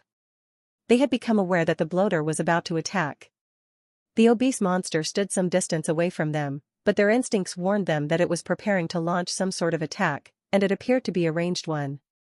The survivors stared at the bloater as it arched its back, stretching its mouth much wider than seemed possible. The intense, yellowish-green glow radiating from its belly had grown very bright. The survivors were on edge, ready to scatter at the first sign of what was about to unfold. A second later, with a loud gurgling sound, the bloater spewed a stream of yellowish-green liquid from its maw. The cascade of acidic fluid arched through the air toward the group's position. The range of that attack turned out to be quite impressive. The acidic stream easily covered the distance to the survivors. Fortunately, anticipating such an attack, they quickly scattered in various directions as soon as the acid was released. The stream of acidic fluid hit the spot where the group had been standing a moment earlier. Splashes rebounded in all directions, reaching an impressive distance. Frank, sensing the imminent threat, swiftly pushed Isra aside, placing himself in the path of some of the splashes that would have come into contact with her. Frank screamed in agony as some of the acid splashed against his already wounded arm. A few drops landed on Isra's cheek, eating through her skin, but it was Frank who bore the brunt of the damage in his efforts to shield her. Most of his side was steaming as acid burned through his clothes and flesh. The acidic stream from the bloater's mouth halted, dwindling to a trickle that ran down its chin and dripped onto its massive belly. The glow within its paunch dimmed significantly, becoming barely noticeable. The attack lasted only a few seconds, but the damage had been done. The group's formation was disrupted, leaving the survivors scattered, vulnerable, and at least one of them severely wounded. Jake caught sight of the shambler lurching toward him. He had been so engrossed in watching the unfolding scene he'd momentarily forgotten about the formidable mutant. As it swung its powerful arm downward, he leaped aside just in time, narrowly avoiding being struck. He redirected his focus to the shambler, lunging toward it and striking out with a clawed hand, aiming for the exposed part of the mutant's throat not shielded by the protective growth. Taking the shambler out didn't pose much of a challenge to Jake, but it did take him some time to defeat the well-protected powerful mutant. When its body, bleeding from numerous wounds, finally slumped to the ground, Jake immediately scanned the area to see how the survivors were doing. Frank and Isra had moved away from the bloater toward the other side of the room, where Isra was tending to Frank's burned side. The group leader lay on his other side as she applied healing auto-injectors. His wounds still looked pretty bad, but at least they didn't seem to be life-threatening. Isra had already used several stims, and the empty auto-injectors were scattered on the floor around them. One side of Isra's face had been marred by the acid, but it had already dissolved. Aside from spoiling her appearance, the wound didn't seem to cause her much harm. Judging by her twisted facial expression, she was still in pain, but she bravely endured it, placing Frank's well-being above her own comfort. Reassured that Frank and Isra were relatively fine and not in immediate danger, Jake shifted his focus away from them. He scanned the expansive room in search of the third member of the group. As it turned out, Archie was on the opposite side of the room, fighting the bloater. For some reason, the mutant singled him out for pursuit rather than chasing down the other two survivors. Archie was currently in one of the corners of the room as the bloated ex-human shuffled toward him, its movements awkward and clumsy. Despite having space to maneuver around the bulky mutant, Archie remained rooted to the spot. He appeared to be close to defeating the bloater, which explained why he chose to stay and fight rather than flee.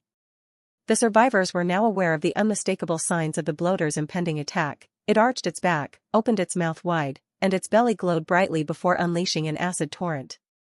Since the bloater didn't display any of these signs at the moment, Archie saw no need to flee. If he had known about the bloater's dangerous ability to explode upon death, he would have fled as far as he could instead of letting it approach so closely. From his position, Jake couldn't see where Archie was aiming his shots, but he was quite certain that the guy was targeting the mutant's large, exposed belly.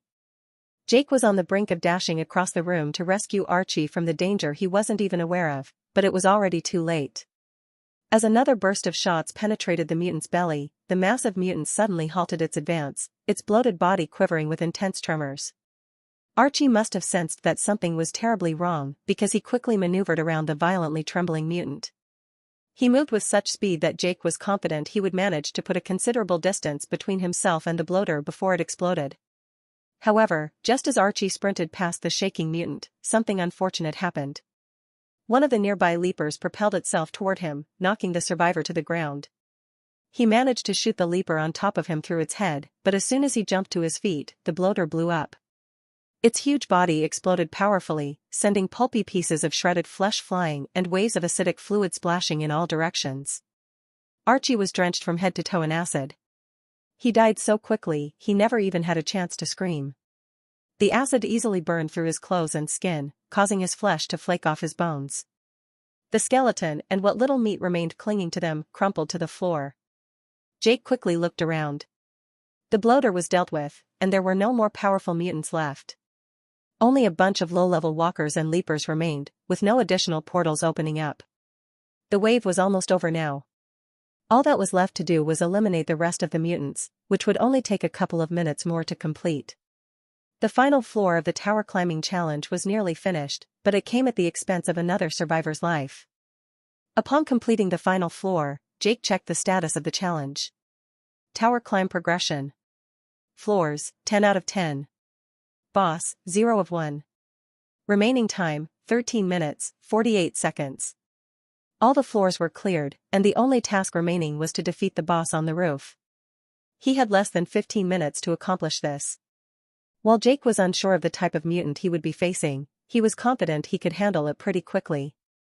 None of the elite mutants he had encountered so far, no matter how powerful, had taken him more than a few minutes to deal with. He was certain this situation wouldn't change. As he was about to rush toward the room's exit, he heard a cry of anguish from behind. Turning around, he saw Isra standing over what remained of Archie. Frank, standing next to her, said something quietly. Isra didn't reply. Instead, she looked across the room at Jake with a fierce expression. She started shouting something, but he didn't pay attention. Knowing he couldn't waste time, he hurried out of the room. Wait, he heard Frank yell behind him, but he ignored the man. Now that he only needed to defeat the elite mutant on the rooftop, he no longer needed the survivor's help. The battle against the boss would be a one-on-one fight, so Frank and Isra would only get in his way. They should remain on the current floor for the time being. After completing the challenge, he would come back for them and lead them to the platform to transport them to the first floor. It only took him a few seconds to reach the elevator shaft with the magic-powered platform inside. However, he hesitated to step in because he knew the platform couldn't ascend any further, as it was already on the top floor of the building. Instead, he moved toward the opening next to the elevator shaft. The door was gone, and through the open doorway, he could see the remnants of a staircase. Since all the steps leading down were disintegrated, it was mostly just an empty shaft now. However, one flight of stairs leading to the rooftop remained intact, providing access to the roof. The landing was partially destroyed, with a large hole in its center. There was enough concrete left for him to walk around the hole and reach the steps. Despite some intact concrete surrounding the gap, he chose not to tread that path. Effortlessly leaping over the hole, he bounded up the steps and, a moment later, emerged on the rooftop. In the center of the roof stood a lone ex-human. It immediately spotted Jake but didn't attack. Jake knew the mutant would hold its ground and only charge at him when he got closer. After taking a few small steps toward the elite mutant, Jake stopped, taking a moment to study his foe. The creature was devoid of skin, exposing its muscle tissue. As a result, the mutant's face sported a disturbingly wide grin filled with yellowish pointed teeth. Its fingers terminated in curved claws that were significantly longer and more menacing looking than those of a regular ex-human. He then summoned the mutant's description. Ex-human chaser, level 20, elite. Special abilities. Flurry of swings, the mutant enters a frenzy state, swinging its claws violently for a few seconds. Pursuit, the mutant selects a target and pursues it relentlessly for some time, disregarding any other distractions. Just like the bloater, the elite mutant in front of him, the chaser, had two special abilities. He had already faced mutants with flurry of swings before, so he knew what to expect. The mutant's second ability didn't appear to be all that threatening. If he still had the two survivors with him, it could have been a problem. If the chaser had used its second ability to target one of them, it would likely have been nearly impossible to save the survivor. The chaser would likely never stop pursuing its prey until it was dead. Since he was alone now, there was no issue. With this fight being a one-on-one encounter, the chaser would be concentrating solely on him anyway. Jake hesitated for a moment. He had recently leveled up to 12. The level of the bloater he had encountered on the 10th floor was 15. He hadn't participated in killing that enormous mutant, though. It took some hits from the 3 survivors and was finished off by Archie alone. However, Jake had faced a handful of level 15 slashers before. Although those elite mutants were tough opponents, he had little trouble defeating them. The level of the mutant before him, however, was 20, surpassing him by 8 levels. It was the first time he had encountered an enemy so much more powerful than himself, causing him to pause and consider his options. He thought about going back to the 10th floor to get the 2 remaining survivors, but quickly dismissed the idea. After losing Archie, they probably wouldn't be willing to aid him with the tower climbing challenge anymore. Jake wasn't sure about Frank, but he knew Isra wouldn't lift a finger to help him. Besides, the Chaser's second ability could be deadly for them. If the mutant locked onto one of them, it wouldn't switch to another target until its initial prey was dead. Not that it mattered all that much now. With all the floors cleared, keeping survivors alive was no longer all that important. He had only needed them to help him reach the rooftop as quickly as possible. Jake pushed the thoughts of Frank and Isra out of his mind. He was on his own now, and there was no time to lose. He took a few more steps before the mutant suddenly lunged toward him. Jake froze momentarily, astonished by the Chaser's speed. It was almost as fast as him. Before he could react, the mutant was upon him. The Chaser unleashed a series of violent attacks on him, forcing Jake onto the defensive. The mutant was lightning fast, and he could barely dodge and block his foe strikes. At first, he thought the Chaser had already activated its first special ability, Flurry of Swings. However, as it turned out a little later, he was dead wrong. When the Chaser actually utilized its first special ability, its attacks became even faster, and Jake found it impossible to dodge every one of them, feeling its claws slashing at his flesh now and then. He realized he was severely underleveled for this elite mutant. Jake had never encountered a mutant as fast as the Chaser. He had struggled against the elite mutant's normal attacks, but now that it had unleashed its special ability, he found it nearly impossible to dodge its slashes. Almost every second attack left a deep gash in his obsidian black body. He was heavily out-leveled. Before facing such a formidable opponent, he should have gained a few more levels to increase body and upgrade enhanced agility multiple times. This would have made his body more resilient to damage and improved his speed and agility. Unfortunately, the system had never bothered to warn him he would have to face an elite enemy who surpassed him by so many levels. Feeling frustrated was of no use, though. Instead, he needed to find a way to defeat the skinless enemy or consider fleeing. However, escaping would mean foregoing the challenge's reward, and all the effort he had put into clearing the floors would be in vain. So, no, he wasn't going to flee, that was for damn sure. Not only because he didn't want the reward to slip through his fingers. The Chaser was surprisingly strong, and at first glance, it seemed there was nothing he could do to defeat his opponent. Jake felt challenged by the situation, and his sole desire at that moment was to defeat the Chaser. As the apex predator of this world, he wanted to prove that even monsters that out-leveled him heavily were no match for him. Unfortunately, while the Chaser was using Flurry of Swings, there was little Jake could do except try his best to block and dodge his foe's lightning-fast attacks. As soon as the elite mutant slowed down, reverting to its normal state, he would strike back. Despite surpassing him by 8 levels, the Chaser was just an unintelligent creature. He was confident he could outsmart it. The only problem was to stay alive long enough for the mutant to stop using its special ability. In his broad peripheral vision, Jake spotted the 2 survivors who had just emerged onto the rooftop.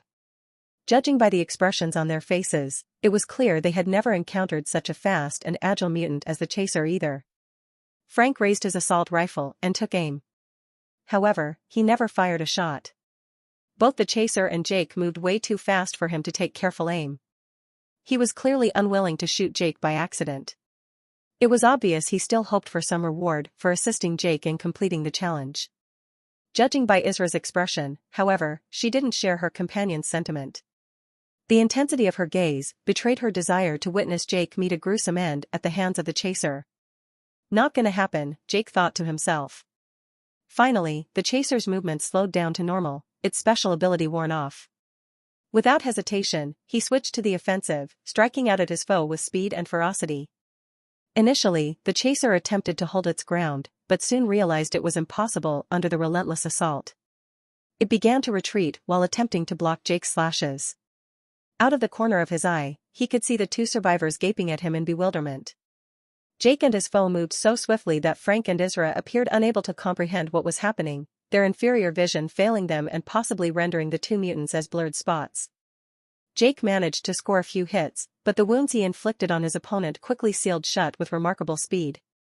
The elite mutant's regenerative abilities were really impressive. He would need to cause significant damage to the mutant before it finally kicked the bucket. Unfortunately, time was not on his side. By his estimation, he had about 5 minutes left to complete the challenge. Moreover, there was another pressing reason he needed to end the fight as quickly as possible. He was losing mana from the numerous wounds inflicted by the chaser at a rapid rate. He needed to rest to allow his body to focus solely on healing. By engaging in such active combat, he was hindering his body's healing process. Instead, mana was draining rapidly from the open wounds. If he didn't conclude the fight quickly, he would soon die from mana depletion. Though he was aware that his health points were dwindling rapidly, he couldn't spare even a fraction of a second to check how many HP he had remaining. While maintaining the relentless assault on the chaser, Jake mentally commanded a bladed tentacle to grow from his back. The long appendage didn't grow immediately. Instead, it took a couple of seconds to form. While it was still growing, he continued his assault on the chaser, compelling it to retreat and leaving it with no opportunity to strike back. Finally, the tentacle reached its full length, undulating behind him as he exerted his will over it. Jake once again marveled at his remarkable ability to manipulate the tentacle, maintaining critical thinking and constantly strategizing his offensive maneuvers while watching his enemy and analyzing its defensive moves all at the same time. His enhanced intelligence wasn't even working in overdrive at that moment. He could only imagine what his mind would be capable of when this skill was at the top level, operating at its maximum potential. From the corner of his eye, he could see Frank and Isra staring at him in shock.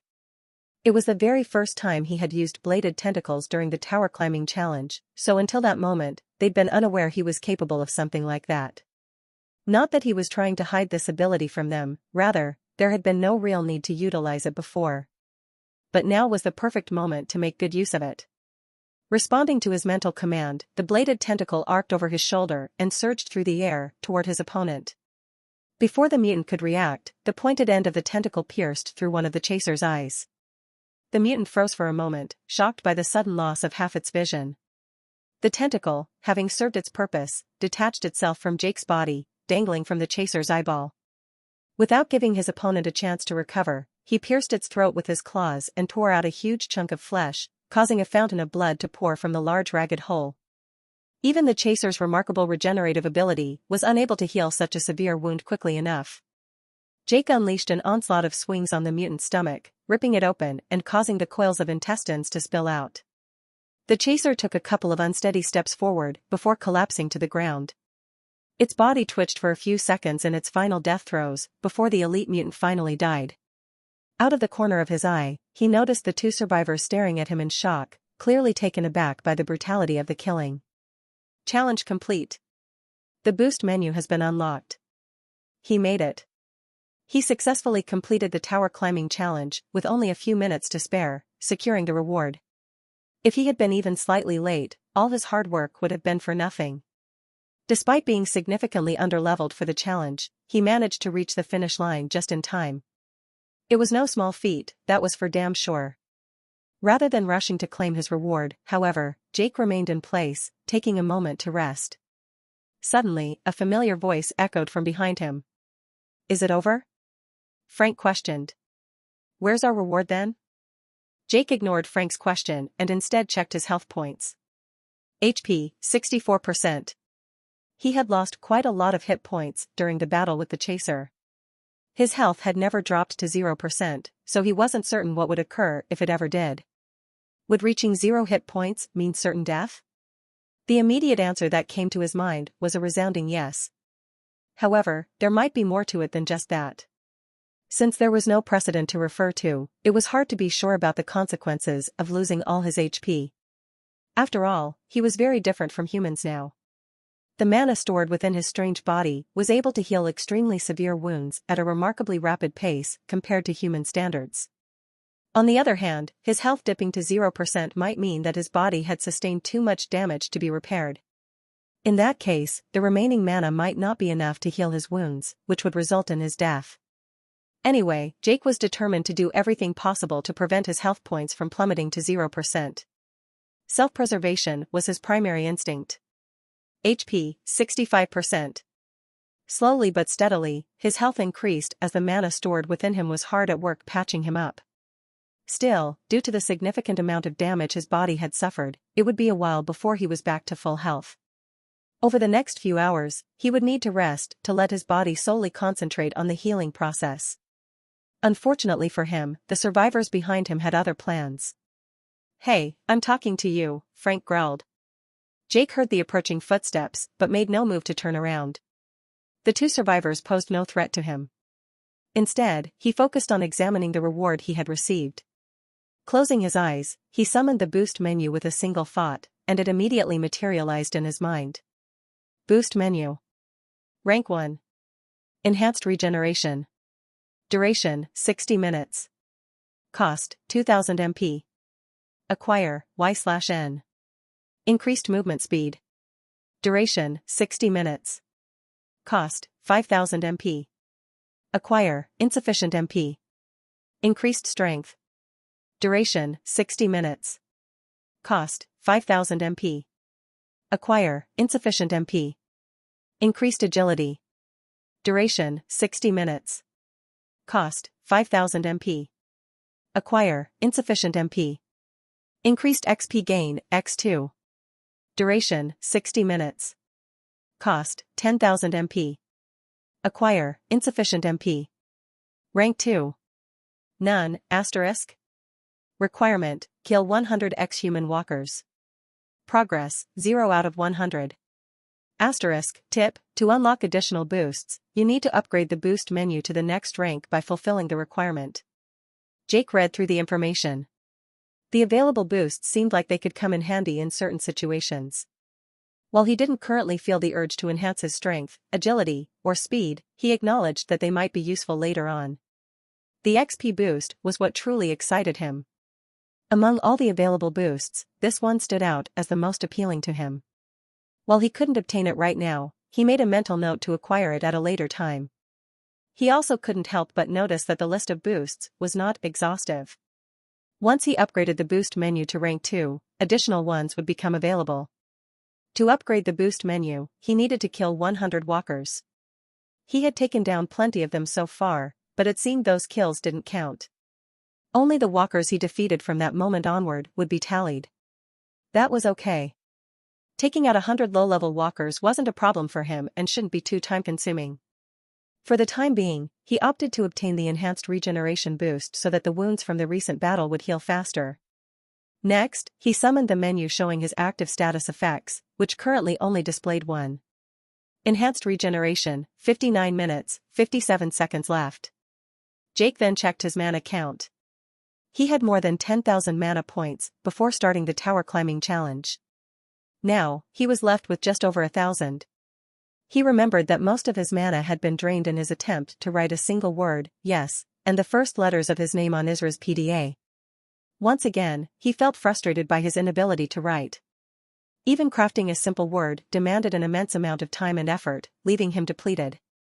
Moreover, the act of writing even the simplest of words consumed significant amounts of mana, further fueling his frustration. And now the remaining mana points were diminishing at an accelerated rate because of the enhanced regeneration boost. Checking his mana count again, he noticed it was not only decreasing faster than it did normally, but also consuming significantly more MP than it should. So, the enhanced regeneration boost came with additional mana consumption. That was unfortunate. He wondered if he would have any mana points left once his body was fully healed.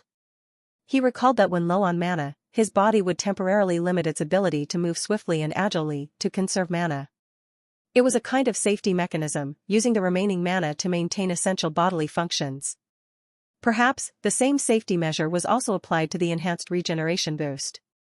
Still, just to be on the safe side, he needed to locate and use some mana consumables. "Hey, have you gone deaf?" Frank barked at him. "Don't get too close to him," Isra warned her companion. Jake opened his eyes, and all the info immediately vanished. He looked at his body.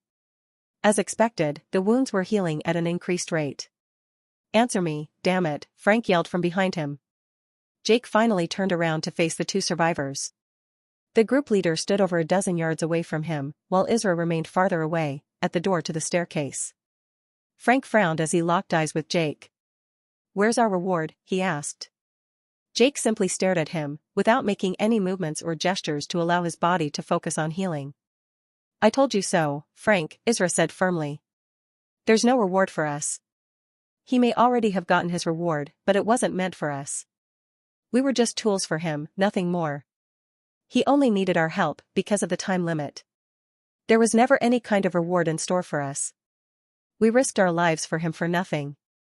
Frank's face flushed with anger as he finally accepted the fact he had been used and discarded once his usefulness had ended. "Is it true?" he asked, his voice trembling with rage. Jake simply stared at him, remaining completely motionless. "You bastard," Frank growled as he began to lift his assault rifle. Jake shook his head, cautioning Frank against making the biggest mistake of his life. The group leader refused to heed his advice. Bringing his weapon up, he aimed at Jake and pulled the trigger. "Frank, no!" Isra shouted just before the group leader opened fire, the chatter of the weapon drowning out her voice. Jake dashed to the side, feeling the rush of air against his skin as bullets streaked past him. Some of them punched holes through his body, causing him to stagger but failing to inflict much damage. He kept running in a semicircle, getting closer and closer to his target. Frank continued to unleash a spray of bullets, but tracking fast-moving Jake with his weapon wasn't all that easy. Most of the bullets fired by the group leader missed him by a wide margin. As his assault rifle clicked empty and stopped spitting out bullets, Frank froze momentarily, surprised at how quickly he had burned through the entire magazine with little impact on his enemy. In contrast, Jake never stopped moving. As soon as he heard the distinct dry click, he adjusted the direction of his movement, making a beeline for the group leader. With a mix of panic and determination on his face, Frank dropped the assault rifle and yanked a heavy-caliber pistol from its holster on his hip. He managed to pop off 2 shots, blowing a couple of holes in his obsidian-black chest before Jake reached him. He swung his claws at Frank's gun hand, tearing through his jacket sleeve and flesh. The group leader screamed in pain and stumbled backward in a desperate attempt to flee. As he hurried to escape from Jake, one of his feet tripped over the other, causing him to lose his balance. He collapsed onto the rooftop with a thud, and the heavy-caliber pistol flew from his hand. Jake loomed over the fallen human, his claws poised for attack. "No!" Isra's scream pierced the air from behind him. Jake was acutely aware of the running footsteps of the woman sprinting toward him, but he didn't turn around. His full attention was fixed on Frank's cowering form sprawled on the ground before him. As a mutant, Jake rarely experienced emotions. He couldn't recall the last time he felt anger or fear. However, whenever he attacked human beings, or they attacked him, a wave of primal anger surged within him. It was his inner beast stirring, awakened by the scent of human blood. In those moments, Jake struggled to control his actions. This was exactly what had just happened. His inner beast had awakened from its slumber. The sight of the bloodied human cowering before Jake stirred his inner beast, urging him to pounce on his prey and complete what he had begun. Jake found it extremely hard to resist its dark urges. He could hear Isra running toward him but refused to turn to face her. He had to defeat his inner beast first. It was the most important task at the moment. Not out of any genuine concern for these two humans, such emotions had long abandoned him. No, his sole intent was to preserve the scraps of humanity that remained within him. He had a feeling he might lose it forever if he didn't keep his inner beast in check. He had to do everything in his power to prevent it from seizing full control of his mind and body. "Leave him alone!" Isra screamed. She sounded really close.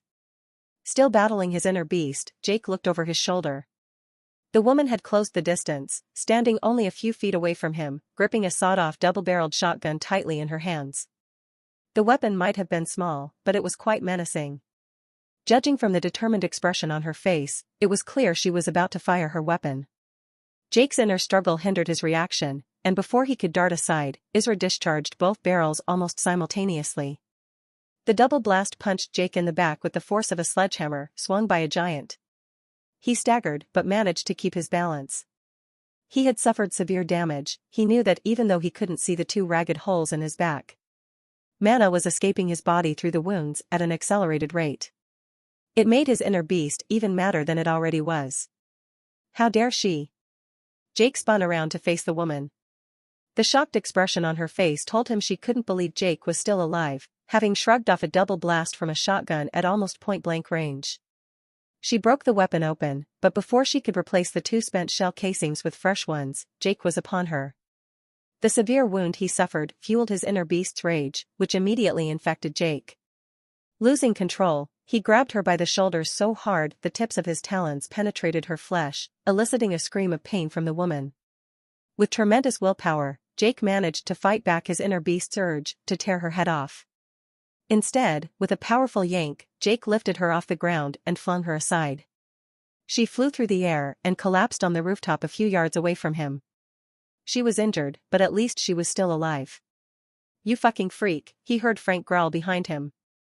He looked back and saw the group leader make a grab for his heavy-caliber pistol lying nearby. Grasping the weapon, he pointed it at Jake and fired a hasty shot, hitting him in the shoulder. That was when Jake completely lost control. He was no longer the captain of the vessel. His inner beast was now in charge instead. Wheeling around, he darted toward Frank, who continued to fire at him, holding the large pistol in both hands while still lying on his back. Heavy-caliber rounds punched holes through Jake's chest, slowing him down slightly. However, it didn't save Frank. Upon reaching him, Jake kicked the handgun from his hand before dropping onto his supine form, straddling the human. The red scarf wrapped around his neck, a symbol of his affiliation with a gang called Los Demonios, offered little protection against Jake's iron-like claws. His talons tore through the fabric and dug into the human flesh. Frank's eyes went wide as he felt Jake's claws sink deeply into his throat. With a powerful yank, he tore out Frank's larynx. He held the bloodied piece of flesh in his hand for a moment before tossing it away. Frank stared up at him with bulging eyes, blood pouring from the ragged hole in his throat. The human seemed to try to say something, but all that came out of his mouth was a gurgle and more blood. He bled to death within seconds. Jake stood up and turned toward Isra, who was still lying on the ground. Determined to finish what he started, he began walking toward her. Seeing him approaching, Isra scrambled to get away. She hurriedly crawled on all fours without attempting to stand up. Her upper arms were still bleeding from where his claws had cut into them when he grabbed her. She was probably also bruised from the fall after he threw her away. Her face contorted in pain. It was possible she had suffered a couple of busted ribs, but then again, maybe not. By that point, she had likely invested several skill points into her constitution attribute, toughening her body and making it more durable.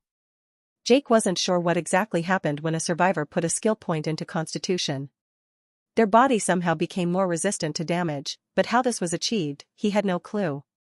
The only explanation he could come up with was that in this world with magic, perhaps after allocating a skill point into constitution, the system infused the survivor's body with a permanent dose of mana, enhancing their resistance to damage. It was as good a theory as any, and he didn't dwell on it any further. Before Isra could grasp the double-barreled shotgun she was trying to reach, Jake closed in on her. Realizing it was futile, she sat on the ground, facing Jake, who towered over her. The woman stared up at him with a mix of fear and defiance on her face. "Come on," she said angrily. "Just do it already. What are you waiting for?" Jake stared down at her, making no attempt to attack the woman. He had no actual desire to kill her, just like he hadn't wanted to take Frank's life. It wasn't his true self that had guided his actions at that moment. When the group leader had shot him in the back, Jake had momentarily lost control. After killing him and somewhat appeasing his inner beast's bloodlust, he was able to continue resisting its dark urges. Standing over Isra, he persisted in mentally battling his inner beast until he finally succeeded in putting it back to sleep. Jake wheeled around and started to make his way to the door. Passing by the lifeless body of the group leader, he paused. Crouching beside the corpse, he searched it, hoping to find a mana consumable. Yet he found none. It made sense. Survivors typically didn't carry items like mana shards and magic scrolls since there was no point in holding onto them instead of using them immediately. Upon reaching the door, he glanced over his shoulder at Isra. She had managed to get to her feet but stayed put, showing no sign of wanting to follow him. He gestured for her to come, but she remained stationary. After a brief pause, he started descending the stairs. Once on the 10th floor, he walked toward the elevator shaft with the magic-powered platform. When he reached it, he paused but didn't step inside. Instead, he turned around to the other side of the corridor. Isra should come around and join him soon. She knew that using the platform was the only safe way to get down to the first floor. While he waited, Jake checked his remaining HP and mana. He only had 36% of his hit points left, and the number was slowly decreasing as mana continued to seep out of his body through the numerous wounds he had sustained. Mana was also being utilized to mend the ragged holes in his body, further hastening the mana depletion. Jake had a sinking feeling that he didn't have enough magical energy left to both heal all his wounds and maintain his bodily functions. He couldn't help but wonder what would occur if his mana levels plummeted to critically low levels. Would his body persist in attempting to heal itself, depleting his remaining mana until there was none left, ultimately leading to his death? Or would the familiar safeguard mechanism kick in, halting the healing process to preserve the little mana left within him? Jake didn't know the answer, but one thing was for sure, he had to get his hands on some mana consumables ASAP. There was no time to lose, so he resolved to wait no more than a minute. If Isra didn't arrive by then, he would leave her behind to find her own way down. However, he didn't have to wait even that long. Just a few seconds later, the woman showed up, clutching her sawed-off double-barreled shotgun tightly. When she halted a few feet away from him, he pantomimed breaking the gun open. She understood his gesture and did what she was told. "It's not loaded," she said, demonstrating the empty barrels of her shotgun. "I guess if you wanted to kill me, you would have done it already." Jake nodded and motioned for her to enter the elevator. She hesitated for a second, then did as instructed, moving to the far end of the platform to be as far away from him as possible. As soon as he joined her on the platform, it immediately began to descend. He was well aware she could try to finish him off once the platform reached the first floor. With less than 40% of HP left, Jake wasn't going to take any chances. He stood facing Isra, watching her every move. He didn't trust her one bit, and he wanted her to know that. At first, she appeared uncomfortable but then relaxed a bit when she realized he was not going to attack her. "Why did you kill Frank?" she suddenly asked. "You didn't have to, you know." "Sure, he shouldn't have opened fire on you, but you could just have disarmed him. It shouldn't have been too hard for you." Jake didn't react in any way. "Rick and Archie died because of you, too," Isra added quietly. "You simply used us to achieve your goal. We were just tools for you, nothing more than that. You're a monster. You have no compassion for people at all. Perhaps a shred of humanity remains within you, but it's buried too deep to reach." Jake thought Isra was being unjust toward him. As a survivor, he had come across individuals who had killed others simply to take their belongings. Maybe, some of them killed others just for the hell of it. He had encountered many who showed no respect for human life whatsoever. Yet, he came to the realization that Isra was right about him. He was a monster. He felt no fear, no anger, no joy, no compassion, no nothing. All the emotions human beings usually experienced had been lost to him after his transformation. While he was still a sentient being, his lack of emotion was a clear indication that he was no longer entirely human. This realization had a profound impact on him. Throughout all this time, he had been contending with his inner beast out of fear that giving in to its darker impulses would lead to the loss of his humanity, ultimately transforming him into an actual monster. However, as it turned out, he had been mistaken all along. He was already a monster. While he regretted losing Archie and Rick, it only bothered him because it diminished his chances of completing the challenge on time. Apart from that, he felt no attachment to them. His absolute lack of emotion was far from normal in human terms. It wasn't until Isra pointed it out that he truly recognized the unethical nature of using the 4 survivors as mere tools. The transformation into a mutant had altered him far more than he had previously realized. The mutation had not only changed his physical form but had also altered his way of thinking. The realization deeply alarmed him. He didn't want to be a monster. He needed to do something to fix that. But what could he do? He was at a total loss as to how to regain his human emotions and feelings. What steps could he take to achieve this? Jake was clueless. The platform reached the first floor at last. The 4 sigils stopped glowing, the magical power that had animated the platform now dissipating as the challenge finally concluded. As soon as they stepped out of the elevator shaft, the platform disintegrated into concrete pieces, reverting to its original state before the challenge was initiated. Jake glanced at Isra one last time to make sure she wasn't about to attack him. She wasn't. She had even lowered her weapon. Even though the multiple wounds on his body clearly indicated his low health, she had no intention of attacking him. Fully aware of how dangerous he was, she wasn't going to risk her life trying to avenge her friend's deaths, even though he was severely wounded. "Hopefully, I'll never get to see you again," Isra whispered. Without showing any reaction to her words, Jake spun around and dashed out of the building. His situation was alarming. He still had the healing booster he'd acquired after completing the tower climbing challenge, and as a result, his mana was being consumed at an accelerated rate. By his calculations, by the time his body fully healed itself, he would have had no mana left, which would ultimately lead to his death. The irony was not lost on him, his body would be completely recovered by the end of the healing process, but he would still die from mana depletion caused by the regenerative ability of his body. Since it had never happened to him before, Jake didn't know what would happen when all his mana was depleted. Would he die instantly from mana depletion, or would his HP be gradually decreasing instead? If it was the latter, he might have some additional time to rescue himself. In any case, allowing his mana levels to go down all the way to 0 was extremely dangerous. Even if it didn't lead to his immediate death, he had to avoid depleting all his remaining mana at all costs. Fortunately, that terrifying scenario never happened because, as he had predicted, a safeguard mechanism within his body kicked in when his mana levels plummeted dangerously low. Since his wounds had not completely healed, Jake continued to lose mana, but at a reduced rate. This was due to his body ceasing its healing efforts, preserving the remaining mana solely for essential functions. Knowing he had to replenish his mana, he searched the abandoned buildings for any mana consumables. He managed to find a few mana beads, each holding 100 MP. It wasn't much, but it was better than nothing. After extracting the precious energy from the beads, he checked his mana count again. By his calculation, he would have some mana remaining after his body had finished restoring itself. Good. Jake hid in one of the darkest corners of the room in the building he was currently in and went completely still. For some time, he remained in the same spot, making no movements at all, like a statue, to avoid wasting additional amounts of mana and to let his body solely focus on the healing process. The room he was in had once served as a lobby. It was expansive, but mostly empty. The evening was descending, enveloping the vast room in deep shadows. Jake wasn't alone there. He could see and hear several ex-humans shuffling around the room aimlessly, but they never noticed him.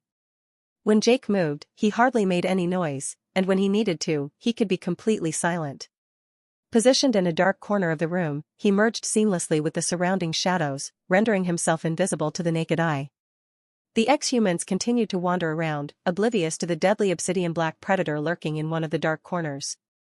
Once the healing process was finished, Jake planned to eliminate the ex-humans. Despite having only about 200 MP left, which would slow down all his movements, making him more vulnerable, he believed he could handle the group of low-level walkers without much difficulty.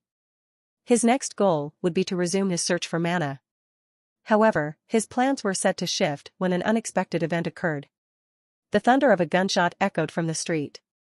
It was the unmistakable sound of a powerful shotgun being discharged. Almost immediately, a second shot followed, closer this time.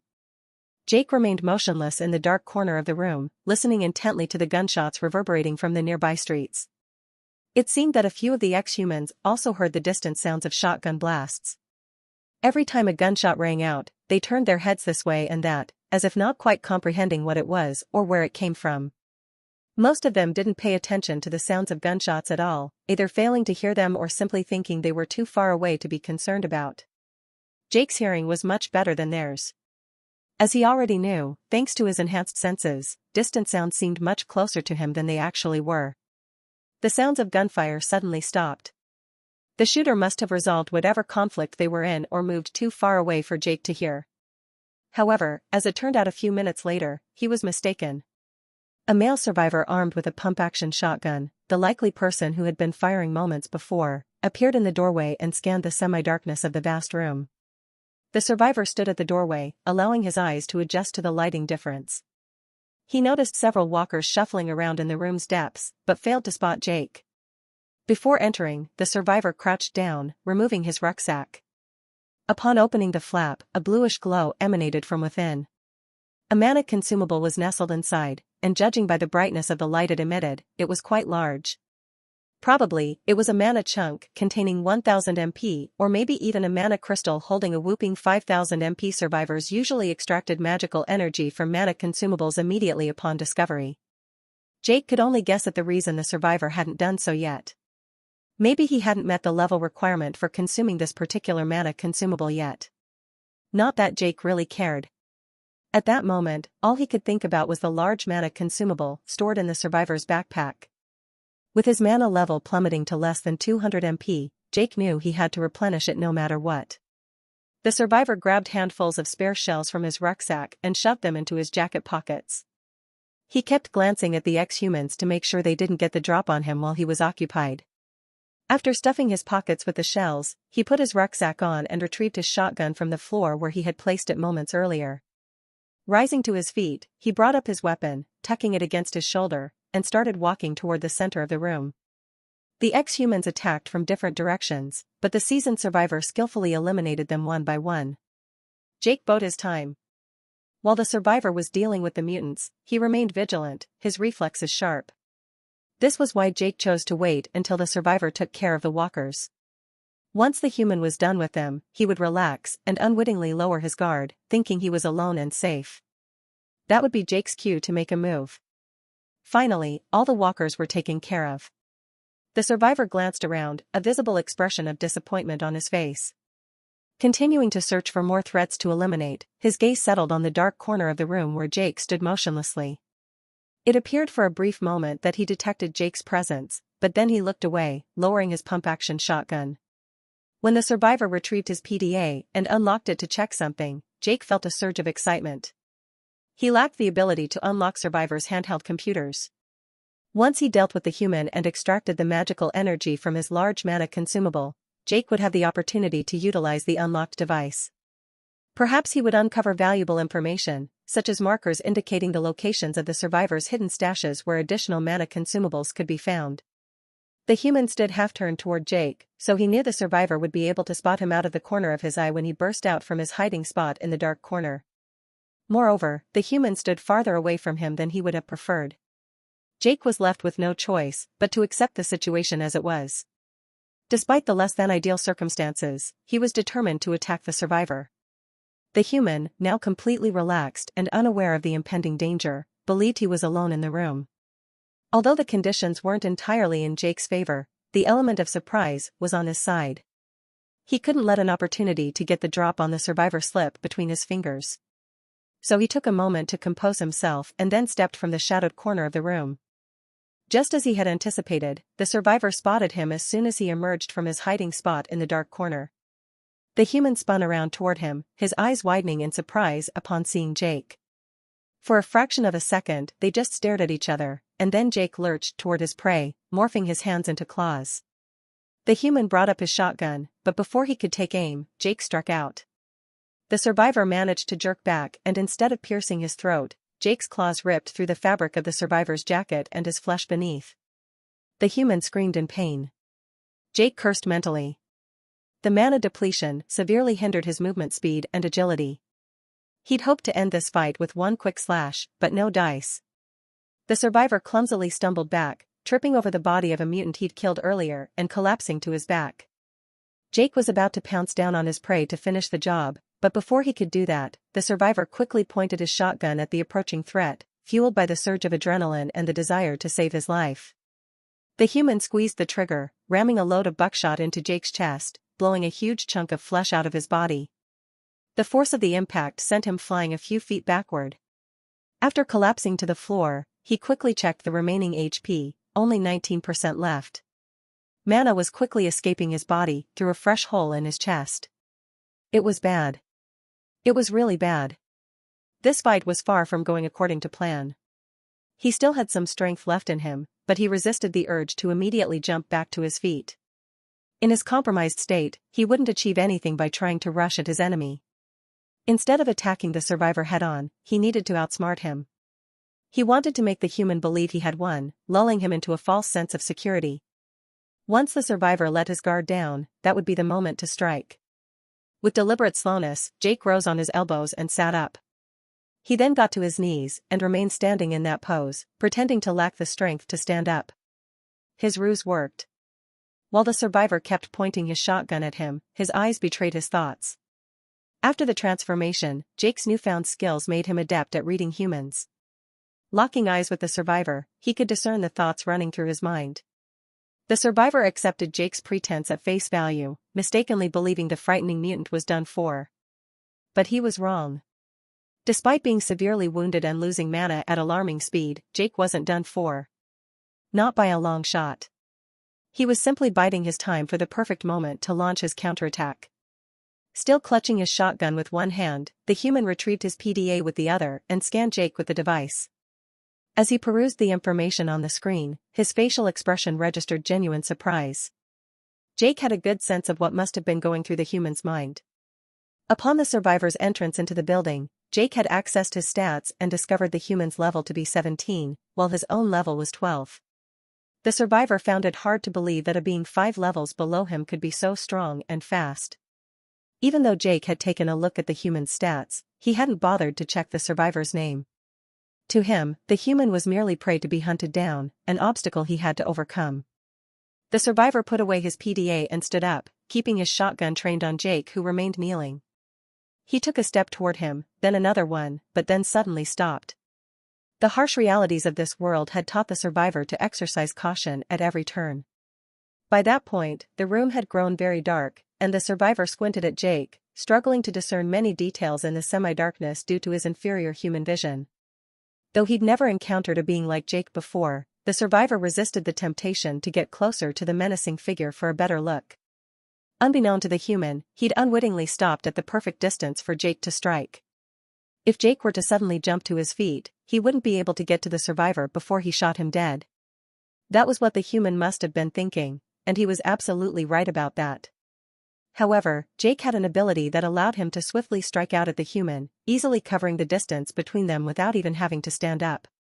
For the next several seconds, the human scrutinized Jake, examining his obsidian black, textured body and taking stock of the numerous wounds on his strange body, from which mana oozed out. Jake waited a few moments more before mentally instructing a tentacle to sprout from his back. Since he hadn't acquired any upgrades for the ability yet, the process of forming a tentacle was rather slow, taking a couple of seconds. Jake controlled the growing tentacle behind him, making sure to keep it concealed from the survivor's line of sight. Even when the tentacle finally grew to full length, the human was none the wiser. With the room shrouded in darkness and Jake coiling the tentacle behind his back, making it quite compact, it was impossible for the human to see it from where he stood. The survivor kept studying the mutant kneeling before him, oblivious to the imminent danger. Jake was aware that his tentacle could only last a few seconds, so he couldn't wait for a better opportunity to attack. Both Jake and the human came to the decision to strike almost simultaneously. Just as the survivor adjusted his aim, Jake lashed out with his tentacle, launching it from behind his back toward the survivor with lightning-fast speed. The human was completely taken aback by this unexpected turn of events. He should have shot at Jake's head to finish him off, as he had originally intended, but fear and confusion clouded his judgment, preventing him from thinking clearly. Unable to keep a cool head, he swung his weapon up, attempting to aim at the rapidly approaching tentacle. He took a hurried shot, the shotgun booming and recoiling in his hands. Sure enough, he missed the fast-moving target.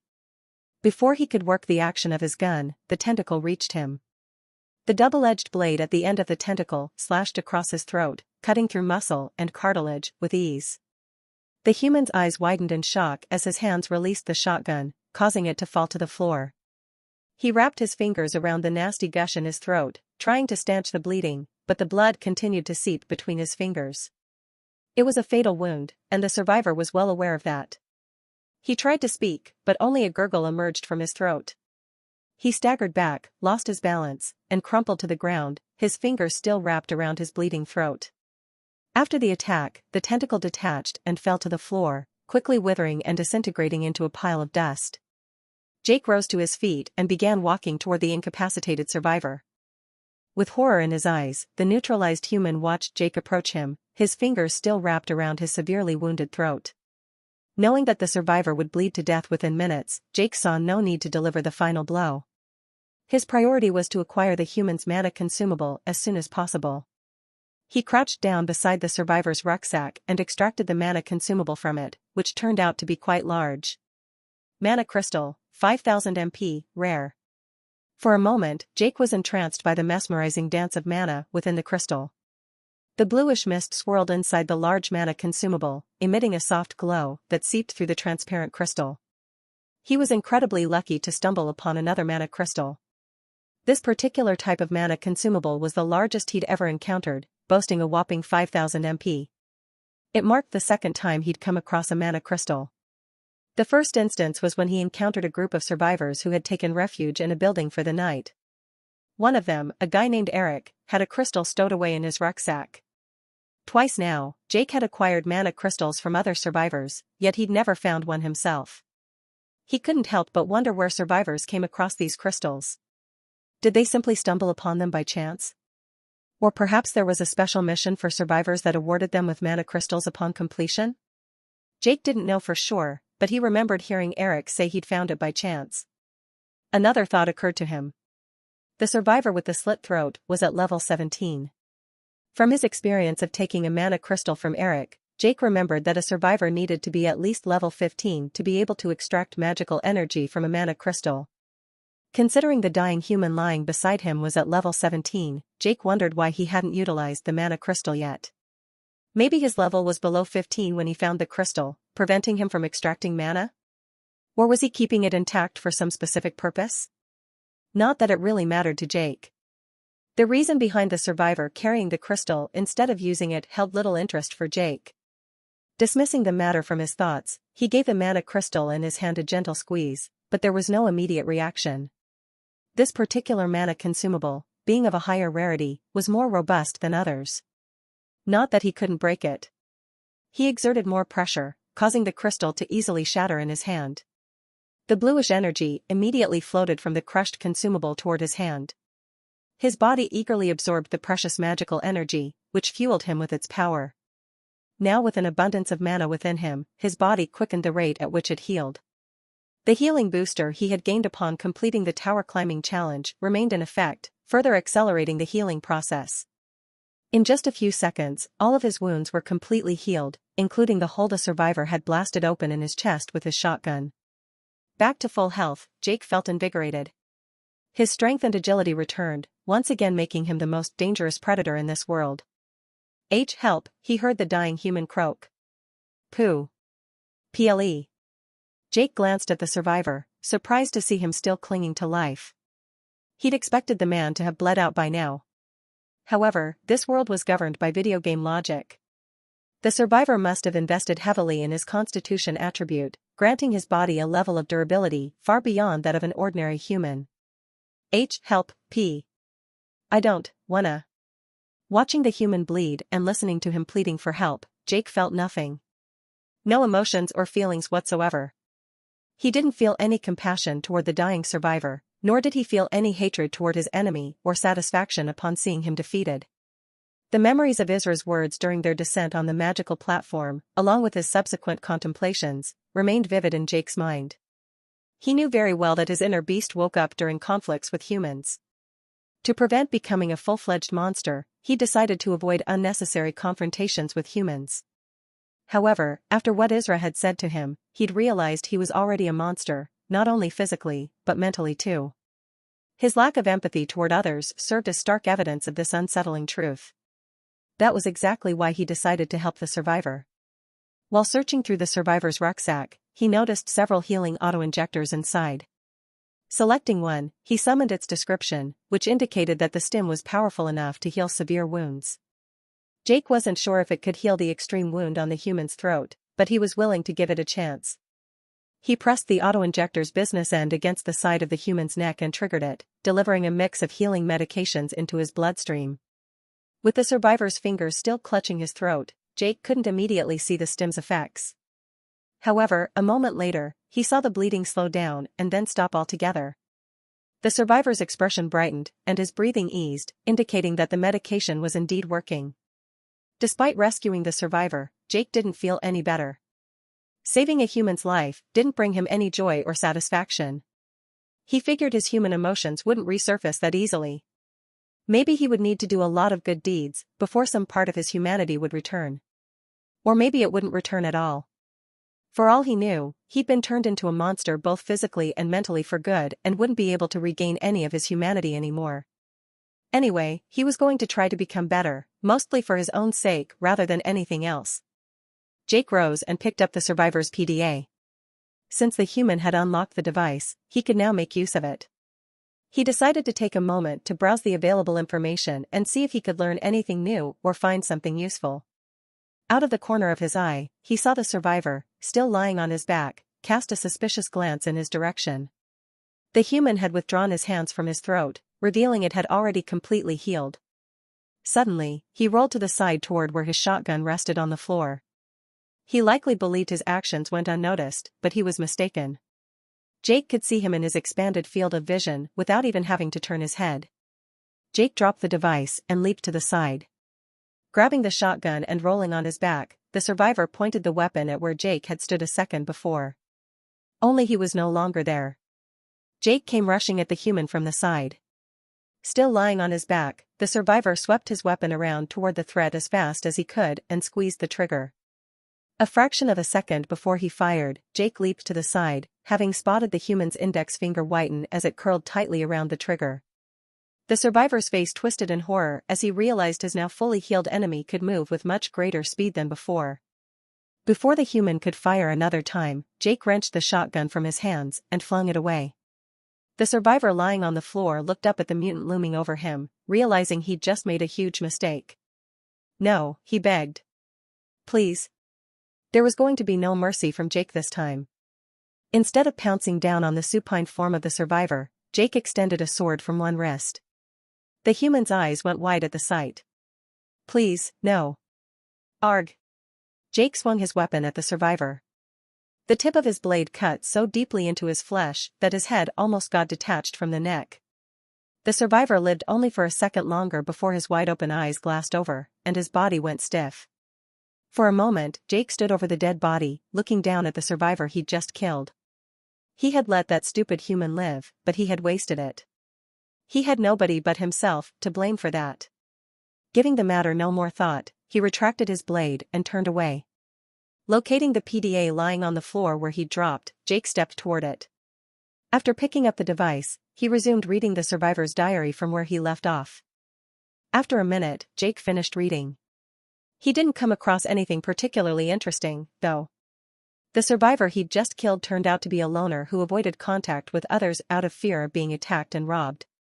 He'd been focusing on slaying mutants, leveling up, completing occasional missions, and collecting supplies. The only valuable information Jake gained was that the survivor had a stash where he had some supplies stored. There might be more mana consumables there.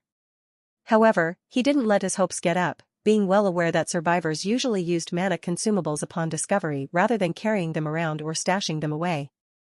After checking the map on the PDA to locate the survivor's stash, Jake dropped the device. He felt a twinge of disappointment as he hadn't discovered any new information about the system or any new features it provided for regular survivors. While he preferred to limit his interactions with humans as much as possible, it could be beneficial to understand how the system operated for regular survivors. Sure, since he had been human once, he had a pretty good idea of how the system worked for them. However, as they progressed through this game-like world, leveling up and upgrading their handheld computers, new features became available for them. For instance, back when he was human, he'd unlocked a crafting system at some point, but he never had the opportunity to learn how it worked. Even now, he remained unaware of its functionality. To his knowledge, all the survivors he'd encountered so far relied solely on scavenging for survival. So he had yet to learn how the crafting system worked for survivors. For a moment, Jake contemplated using the Ask Me Anything app on the survivor's PDA to learn something new about the system. Maybe he could even find out what the hell happened to him and why he was transformed into a mutant. In the end, he decided against it. As he already knew, writing was a nearly impossible task for him. Even composing a single simple word required a tremendous amount of time and effort, draining him physically and mentally. Moreover, it also depleted a significant amount of his mana reserves, and he couldn't afford to squander that valuable magical energy mindlessly. Jake committed the precise location of the killed survivor's stash to memory. It was just a few blocks north of the building he was currently in. He looked at the rucksack one more time. It held some canned food, bottled water, shotgun shells, stimpaks, and some other stuff. None of the items in the rucksack were useful to him, as they were all meant for survivors, not a mutant like him. He only needed mana consumables as they contained the magical energy essential for his survival. Perhaps he might find some in the dead survivor's stash if luck was on his side, although he wasn't counting on it. Before leaving the building, he decided to check his stats. Unlike survivors, he didn't need a PDA or any other device to check his attributes, abilities, skills, and other stats. He could call up his stats any time he wanted with a mere thought. He closed his eyes and did so. Name, Jake Turner. Race, Human Morphus. Evolution Stage 1, Primordial Form. Level, 12. HP, 100%. XP, 1350/1625. SP, 0. MP, 1735. Body, 3. Mind, 1. Magic, 1. Claws, Rank 2, 39%. Upgrades, 2 of 3, Common. Swords, Rank I, 24%. Upgrades, 1 of 3, Common. Bladed Tentacles, Rank I, 17%. Upgrades, 0 of 3, Common. Enhanced Senses, Rank 2, 77%. Upgrades, 0 of 3, Common. Enhanced Agility, Rank 2, 96%. Upgrades, 2 of 3, Common. Enhanced Intelligence, Rank 2, 64%. Upgrades, 0 of 3, Common. After finishing the 7th floor, Jake had received the intermediate reward that allowed him to upgrade Claws to Rank 2, bypassing the requirement of having Body at 5. He hadn't had a free skill point at that time to perform the upgrade, though. At some point during the final stages of the Tower Climb Challenge alongside Isra and Frank, he leveled up to 12 and invested his skill point in upgrading Claws to Rank 2, making his claws somewhat more powerful than they already were. After that, the progress of this combat ability reset to 0 and began advancing again when it was in active use, albeit at a slower pace compared to when it was at Rank I. He noticed that he now had enough MP to acquire some new skills and abilities from the genetic development interface, but it was a matter for a later time. He first wanted to get to the survivor's stash to check if there were any more mana consumables. There was never enough mana around here. As he was crossing the room to the exit, his gaze fell on the body of the survivor he'd killed moments earlier. Not too long ago, he had been a survivor too until he was pulled into the mysterious anomaly known as the Dark Void, where he underwent the transformation that turned him into a mutant. Jake was no longer human, he was now a magical being known as a Morphus. Unlike other former humans transformed into mutants, Jake retained his self-awareness and cognitive abilities. However, survivors were unaware of this fact, viewing him solely as another ex-human mutant to kill for XP. At first glance, at least. While he could attempt to communicate with them, as he had done with Frank's group, success was not guaranteed. Communicating with survivors was difficult for Jake, given the lack of reliable means to establish clear communication with them. Another concern for Jake was his inner beast, which stirred at the scent of human blood whenever it was drawn. He found it really difficult to restrain the dark impulses of his monster nature. If not reined in, his inner beast could take full control of his body and mind, turning him into a complete monster. He was resolved to do everything within his power to protect the remaining shreds of his humanity. This was why he decided to avoid unnecessary interactions with humans from now on. It didn't take Jake long to arrive at the stash of the survivor he'd recently killed. As anticipated, there was nothing of use for him there, not even a single mana consumable. Despite his expectations, a tinge of disappointment washed over him.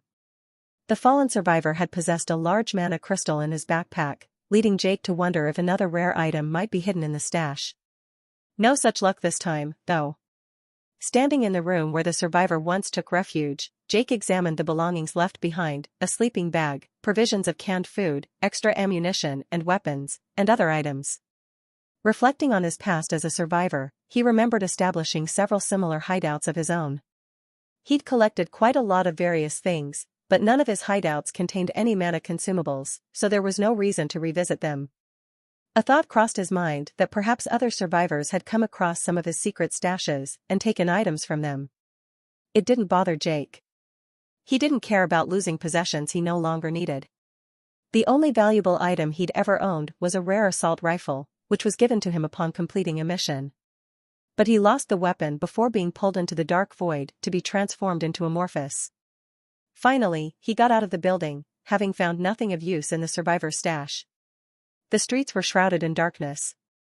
Midnight was just around the corner, which meant the system was about to reset the world, reviving mutants and respawning loot. Most of the survivors would hole up for the night while Jake would be out hunting for mana.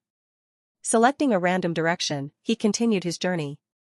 For the next few days, Jake adhered to the plan he devised some time ago, scouring for mana at night and hunting for XP in the sewers during the daytime. At night, when the world was brimming with mana consumables replenished after a fresh reset, Jake discovered many mana items while the majority of survivors rested during that time. This allowed him to accumulate significant amounts of mana. During the daytime, he hunted down the unsettling dwellers of the underground tunnels, mutated rats and devourers. The former were a strange combination of rats and kangaroos, possessing the size of the latter. Devourers resembled alligators but had the size and body structure of grizzly bears. The sewers were a truly terrifying place. Some parts were dimly lit by light filtering in from cracks above, while others were enveloped in complete darkness. The repugnant stench permeated the sewers, following him wherever he went. Dirty, stinky water flowed down the tunnels, reaching as high as his knees in some places. But the scariest part about the sewers was their inhabitants. Mutated rats were quite weak when alone. They were hardly ever alone, though. Most of the time, they banded together in groups that ranged from a few creatures to dozens. Their strength lay in their numbers. While the mutated rats generally steered clear of the exceptionally large and powerful devourers, on more than one occasion, Jake witnessed a large group of mutated rats take down a devourer. As for the devourers themselves, they were loners. They were huge and powerful, which was probably why they saw little benefit in grouping up with their own kind. They were so strong and dangerous, Jake sometimes even had trouble dealing with them. All of those were likely the reasons survivors never ventured into the sewers. Not once did Jake encounter a human being in the dark tunnels under the city. He was perfectly fine with that. This meant that all the XP the sewers had to offer belonged to him alone. So far, the sewers were the best hunting grounds for XP he'd ever found. After each nocturnal world reset, all the mutants in the sewers were revived, much like the ex-humans in the city above. During each sweep of clearing out the sewers, he would pass by the massive doors that led to a dungeon known as the Maze of Torment. The recommended level for entering the dungeon was 15 to 20, but to unlock the door, he needed a skeleton key. He still didn't know where he could find one, so getting into the dungeon remained impossible for now. It was a little disappointing, but he figured that eventually, he would stumble upon a skeleton key somewhere. So, Jake's routine consisted of searching for mana at night and killing mutants for XP during the day. Once he had cleared the sewers of all mutants, he would return to street level to hunt down ex-humans for additional chunks of XP. To avoid any potential encounters with survivors, he navigated the city by moving across rooftops. He would leap from one rooftop to another, work his way down from the top floor to the ground level, killing all the mutants along the way, and then return to the top of the building and leap to the next roof, repeating the process. During these days of intense grinding, Jake leveled up multiple times, progressing from 12 to 23. He allocated 2 skill points to the body attribute, improving his body's resistance to damage with each increase. Body appeared to be the most important attribute for him. He also assigned 2 points to mind, sharpening both his intelligence and senses. In the initial days after his transformation, Jake hesitated to increase magic because he was unsure of the usefulness of this attribute. However, later on, he discovered that magic was actually very beneficial. This attribute helped his body manipulate mana more effectively. Each point invested in magic reduced the amount of mana his body consumed during processes like healing, transforming his hands into claws, and other similar actions. At some point, he even began thinking that magic was probably even more important than body, which was why he invested the next several skill points into magic, increasing this attribute to 5. Jake also used some of his next skill points to acquire new upgrades for some of his skills and abilities. Skills were passive and constantly active, while abilities needed to be activated with a thought. He currently possessed 3 abilities: claws, swords, and bladed tentacles, and 4 skills: enhanced senses, enhanced agility, enhanced intelligence, and enhanced reflexes. He'd obtained the last skill a couple of days after the tower climbing challenge, but hadn't acquired any upgrades for it yet. Jake considered claws his primary weapon because he used it the most and was most comfortable with it. This ability currently had 2 upgrades, reduced transformation time and increased strength. The third upgrade was to increase his claws' reach, but Jake didn't see much reason to obtain it. He liked his claws the way they were. They weren't meant to keep his enemies at bay. For extended reach, he could rely on his swords, which he usually used when fighting blade-wielding enemies like slashers. While his claws excelled in combat, they proved less practical for other tasks. When he needed to pick up an object or crush a mana consumable in his fist, he found his claws unsuitable and had to transform them back into normal hands for such actions. Increasing the claw's length would only make non-combat tasks more difficult. Moreover, increasing his claw's length could also diminish some of his combat capabilities. He often used his claws to tear chunks of flesh from his enemies' bodies. He was particularly partial to ripping the larynx out of an ex-human's throat. Increasing the length of his claws could foil this move because the extended length might prevent him from closing his fingers tightly enough. As for swords, his second combat ability, Jake had acquired an upgrade for them to make them stronger a while back. Some time after the tower climbing challenge, he acquired 2 more upgrades for the ability, one to reduce the transformation time and another to increase the length of his blades. In the past, he had acquired 2 upgrades for enhanced agility, the first one increasing his reaction time in combat and the second one improving his acrobatic abilities. Recently, he'd also obtained the third upgrade, which enhanced his body coordination. This improvement increased his sprint speed and enabled him to make rapid directional changes while sprinting, which was useful in certain situations. The enhanced reflexes skill he'd recently obtained worked extremely well in combination with the upgrade for enhanced agility that increased his deftness in combat. Thanks to these 2, he was now so skilled at dodging and evading enemies' attacks that even extremely fast and agile ex-humans like slashers or chasers struggled to land a hit on him. There were now no mutants that could pose any kind of threat to him at all. Even elite enemies no longer posed much of a challenge to him. Jake was currently on the roof of a 10-story building, where he'd defeated an elite ex-human moments before. He'd just leveled up from 23 to 24, earning a skill point to allocate.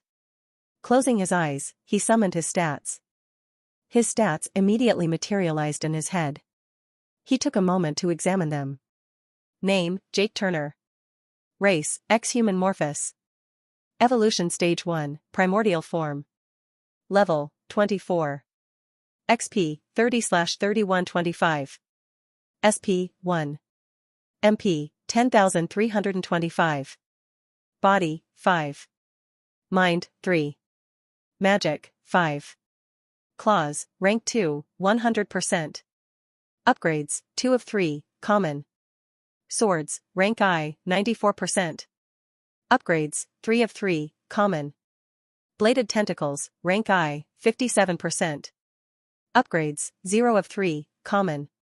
Enhanced Senses, Rank 2, 100%. Upgrades, 0 of 3, Common. Enhanced Agility, Rank 2, 100%. Upgrades, 3 of 3, Common. Enhanced Intelligence, Rank 2, 100%. Upgrades, 0 of 3, Common. Enhanced Reflexes, Rank I, 48%. Upgrades, 0 of 3, Common. He noticed that claws and 3 of his skills had reached 100%, allowing him to upgrade them to the next rank to make them more powerful.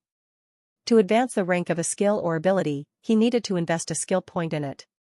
After giving the matter some thought, Jake chose to use his skill point to acquire an upgrade for Bladed Tentacles instead. With a thought, he summoned the upgrade menu.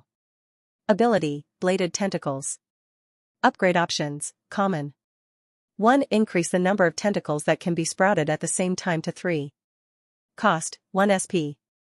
2. Increase the length of tentacles by 2 feet for increased reach. Cost, 1 SP. 3. Significantly reduce the time needed to grow tentacles. Cost, 1 SP. Jake hesitated for a second. The most attractive upgrade was to increase the number of tentacles he could have at the same time. However, he wasn't sure if it was very useful, considering tentacles could currently exist for just a few seconds. Most of the time when he used this ability, it was to gain an advantage over his enemies. This often entailed sprouting a tentacle as quickly as possible to catch his opponents off guard. So he decided to obtain the third upgrade for now. Later on, he would acquire the other two as well. Jake opened his eyes, and all the info disappeared. He decided to test out the upgrade he'd just acquired. He gave a mental command, and a tentacle sprouted from his back. In less than a second, it grew to its full length. It was incredibly fast, leaving Jake quite pleased with the result. In previous fights, when he needed to utilize a tentacle, he had to wait a couple of seconds for it to sprout from his back. During intense battles, every second could mean the difference between staying unscathed and getting severely wounded.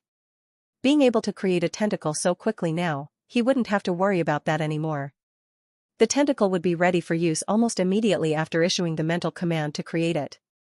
For a few seconds, Jake lashed out with the tentacle at imaginary enemies, slicing through their throats with the blade at its end. While he had grown accustomed to the fact that he had the ability to sprout tentacles from his back, he still couldn't help but be amazed at how effortlessly he could control it. The tentacle obeyed his commands so easily, giving him perfect control as if it had always been a natural extension of his body. A few seconds later, the bladed tentacle detached and dropped to the ground, where it withered, turning into dust. For a moment, Jake gazed at the pile of dust the tentacle had become with disappointment. Hopefully, he would be able to increase the lifespan of this ability at some point.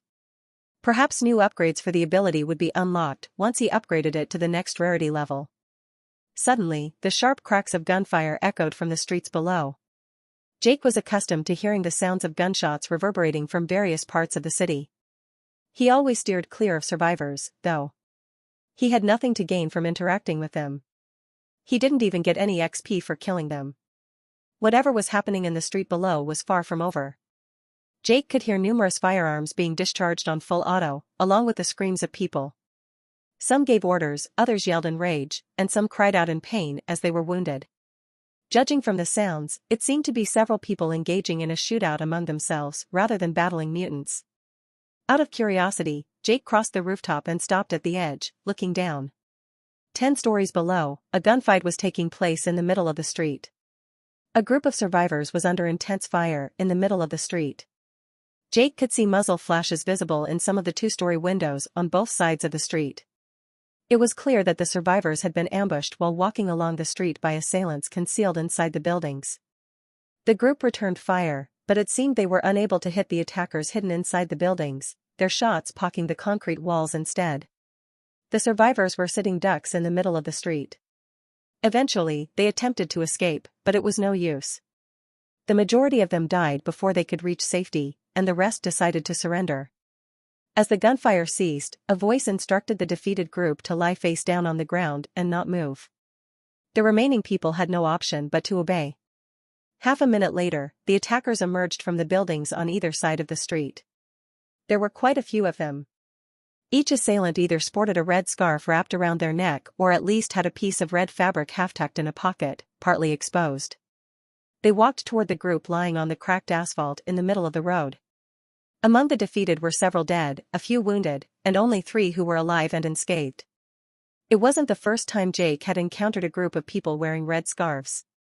The very first person he met with such a scarf was Frank, whose group Jake had tricked into helping him complete a time-sensitive tower climbing challenge. He had learned that a red piece of fabric symbolized affiliation with a gang known as Los Demonios. In the days following the tower climbing challenge, Jake had witnessed several similar ambushes by members of the gang, whom he referred to as demons in his mind, attacking unsuspecting passers-by. Jake never intervened, choosing instead to watch these events unfold from a distance. The echoes of gunshots from the street 10 stories below jolted Jake from his reverie. He watched the demons eliminate the wounded people with headshots, having decided not to waste any stims to heal them. As they bound the hands of the remaining 3 captives behind their backs, 3 vehicles emerged from the nearby dark alleyways, an SUV, a technical, and a pickup truck. The demons had the bound captives get in the bed of the truck that didn't have a machine gun mounted there and forced them to lie down. Several demons joined them in the bed, taking seats on the benches and resting the soles of their boots on the backs of the captives lying prone. The remaining attackers boarded the SUV, and the 3 vehicles quickly drove along the street, vanishing into the distance. Jake watched as they disappeared from sight. Los Demonios seemed to be a numerous and well-equipped group. They appeared to have access to quality hardware, were armed with superior weapons, and seemed to possess plenty of vehicles.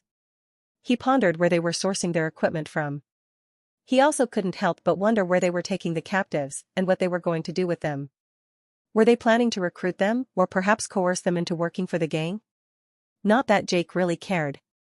He had long since decided to avoid dealing with survivors. Whatever they did was none of his business. They could form alliances or fight each other, but it was none of his concern. There was nothing he could gain from interacting with them. Killing them wasn't worth it either, as he didn't even receive XP for that. He spun around, dashed across the rooftop, and leaped over the gap to the adjacent high-rise building. Multiple enemies killed. Plus 235 XP. Jake stood among the dead bodies of the mutants he'd just slain. He surveyed the area to make sure there were no more enemies to kill. There were none left. Another 10-story building had been cleared of mutants, from the roof all the way down to the ground floor. During a battle on one of the upper levels, he'd leveled up to 25 but hadn't allocated the skill point yet. It was time to return to the rooftop. He pivoted and crossed the room to the staircase. He quickly ascended them, bounding up the steps, taking several at a time. He moved so fast he reached the roof in under 30 seconds. There were no elite mutants or magical anomalies on the roof. Before leaping to the next building, Jake wanted to allocate the skill point he'd recently received. He planned to use it to advance claws to rank 3.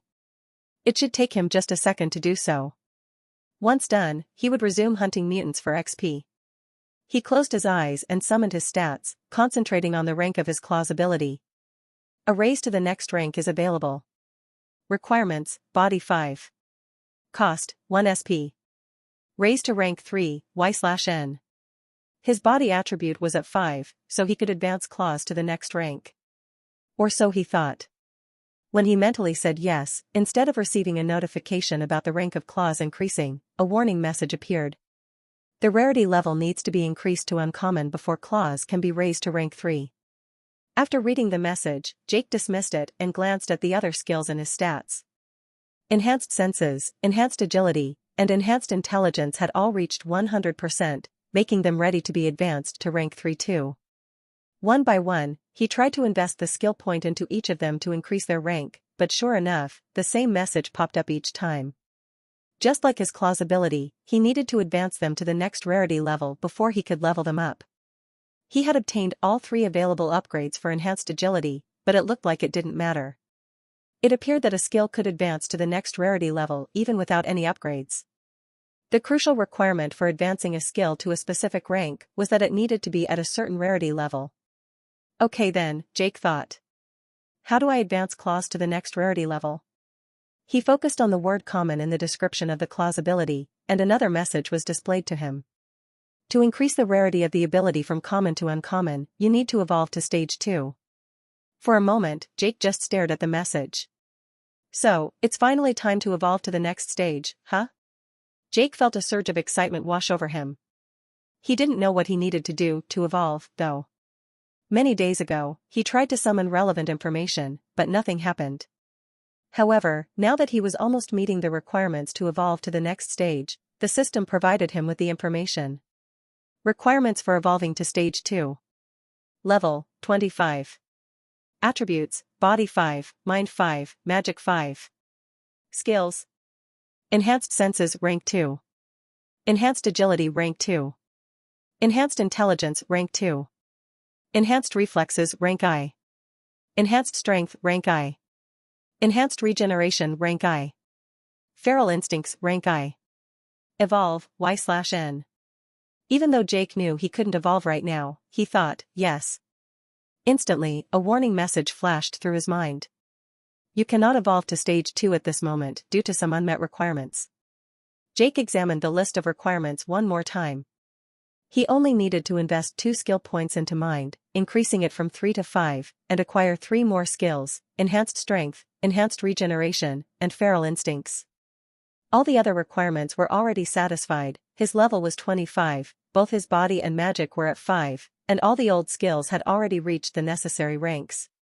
He figured it should take him no more than a couple of days to level up one more time and collect enough mana to obtain Enhanced Strength, Enhanced Regeneration, and Feral Instincts. He summoned the skill menu to check if he was correct. Genetic Development Interface. Evolution Stage 1, Primordial Form. Abilities, 3 of 4. Skills, 3 of 7. Ability, Smash Fists. Requirements, Body 2. Cost, 2000 MP. Skill, Enhanced Strength. Requirements, Body 5. Cost, 3000 MP. Skill, Feral Instincts. Requirements, Mind 5, Magic 3. Cost, 4000 MP. Skill, Enhanced Regeneration. Requirements, Body 7, Magic 5, Mind 3. Cost, 5000 MP. Skill, Enhanced Senses. Requirements, none. Cost, already owned. Skill, Enhanced Agility. Requirements, none. Cost, already owned. Skill, Enhanced Intelligence. Requirements, none. Cost, already owned. Skill, Enhanced Reflexes. Requirements, Body 5, Mind 3. Cost, already owned. Ability, Claws. Requirements, Body 1. Cost, already owned. Ability, Swords. Requirements, Body 3. Cost, already owned. Ability, Bladed Tentacles. Requirements, Body 2, Magic 1. Cost, already owned. Enhanced Strength cost 3000 MP, Enhanced Regeneration 5000 MP, and Feral Instincts 4000 MP. Therefore, he needed a total of 12,000 MP to acquire all 3 skills, which was quite a lot. Since he currently had a little over 10,000 MP, he could have opted to purchase some of the skills right away, but he chose not to. Some days back, he'd made the decision to always keep a minimum of 10,000 MP stored inside his body for critical situations such as post-battle healing after sustaining severe injuries. To obtain Feral Instincts he needed to increase Mind to 5, which was fine as he was going to put the next 2 skill points into that attribute anyway. He also realized that to obtain Enhanced Regeneration, he needed to increase Body to 7. This meant that he needed to level up 3 more times rather than just 1 before he would be able to evolve to the next stage. So it would likely take him a bit longer than the 2 days he initially anticipated to fulfill all the requirements for evolving. He figured that by the time he had leveled up 3 times and increased Mind to 5 and Body to 7, he would have collected enough mana to obtain the necessary skills. It was a good thing that Enhanced Strength, Enhanced Regeneration, and Feral Instincts only needed to be at rank I. This meant he wouldn't have to wait for them to progress to the next rank. Instead, he would be able to evolve to Stage 2 as soon as he acquired the 3 skills. With a thought, Jake allocated the skill point to Mind, increasing it from 3 to 4. He planned to assign the next skill point to the same attribute, followed by the subsequent 2 points to Body. Once this was done, he would acquire the 3 necessary skills and evolve to Stage 2. Jake hadn't obtained Enhanced Strength before because he saw no reason to do so. He didn't feel he needed to get stronger. Ditto for Enhanced Regeneration. As for Feral Instincts, from its description he'd learned that this skill could provide him with some kind of spidey sense, alerting him to imminent dangers.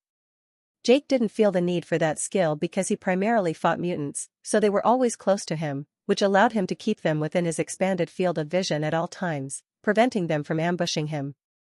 Also, thanks to Enhanced Reflexes as well as the upgrade he'd acquired for Enhanced Agility, improving his ability to dodge enemies' attacks, mutants no longer could land hits on him. This was another reason he refrained from spending mana to get Enhanced Regeneration.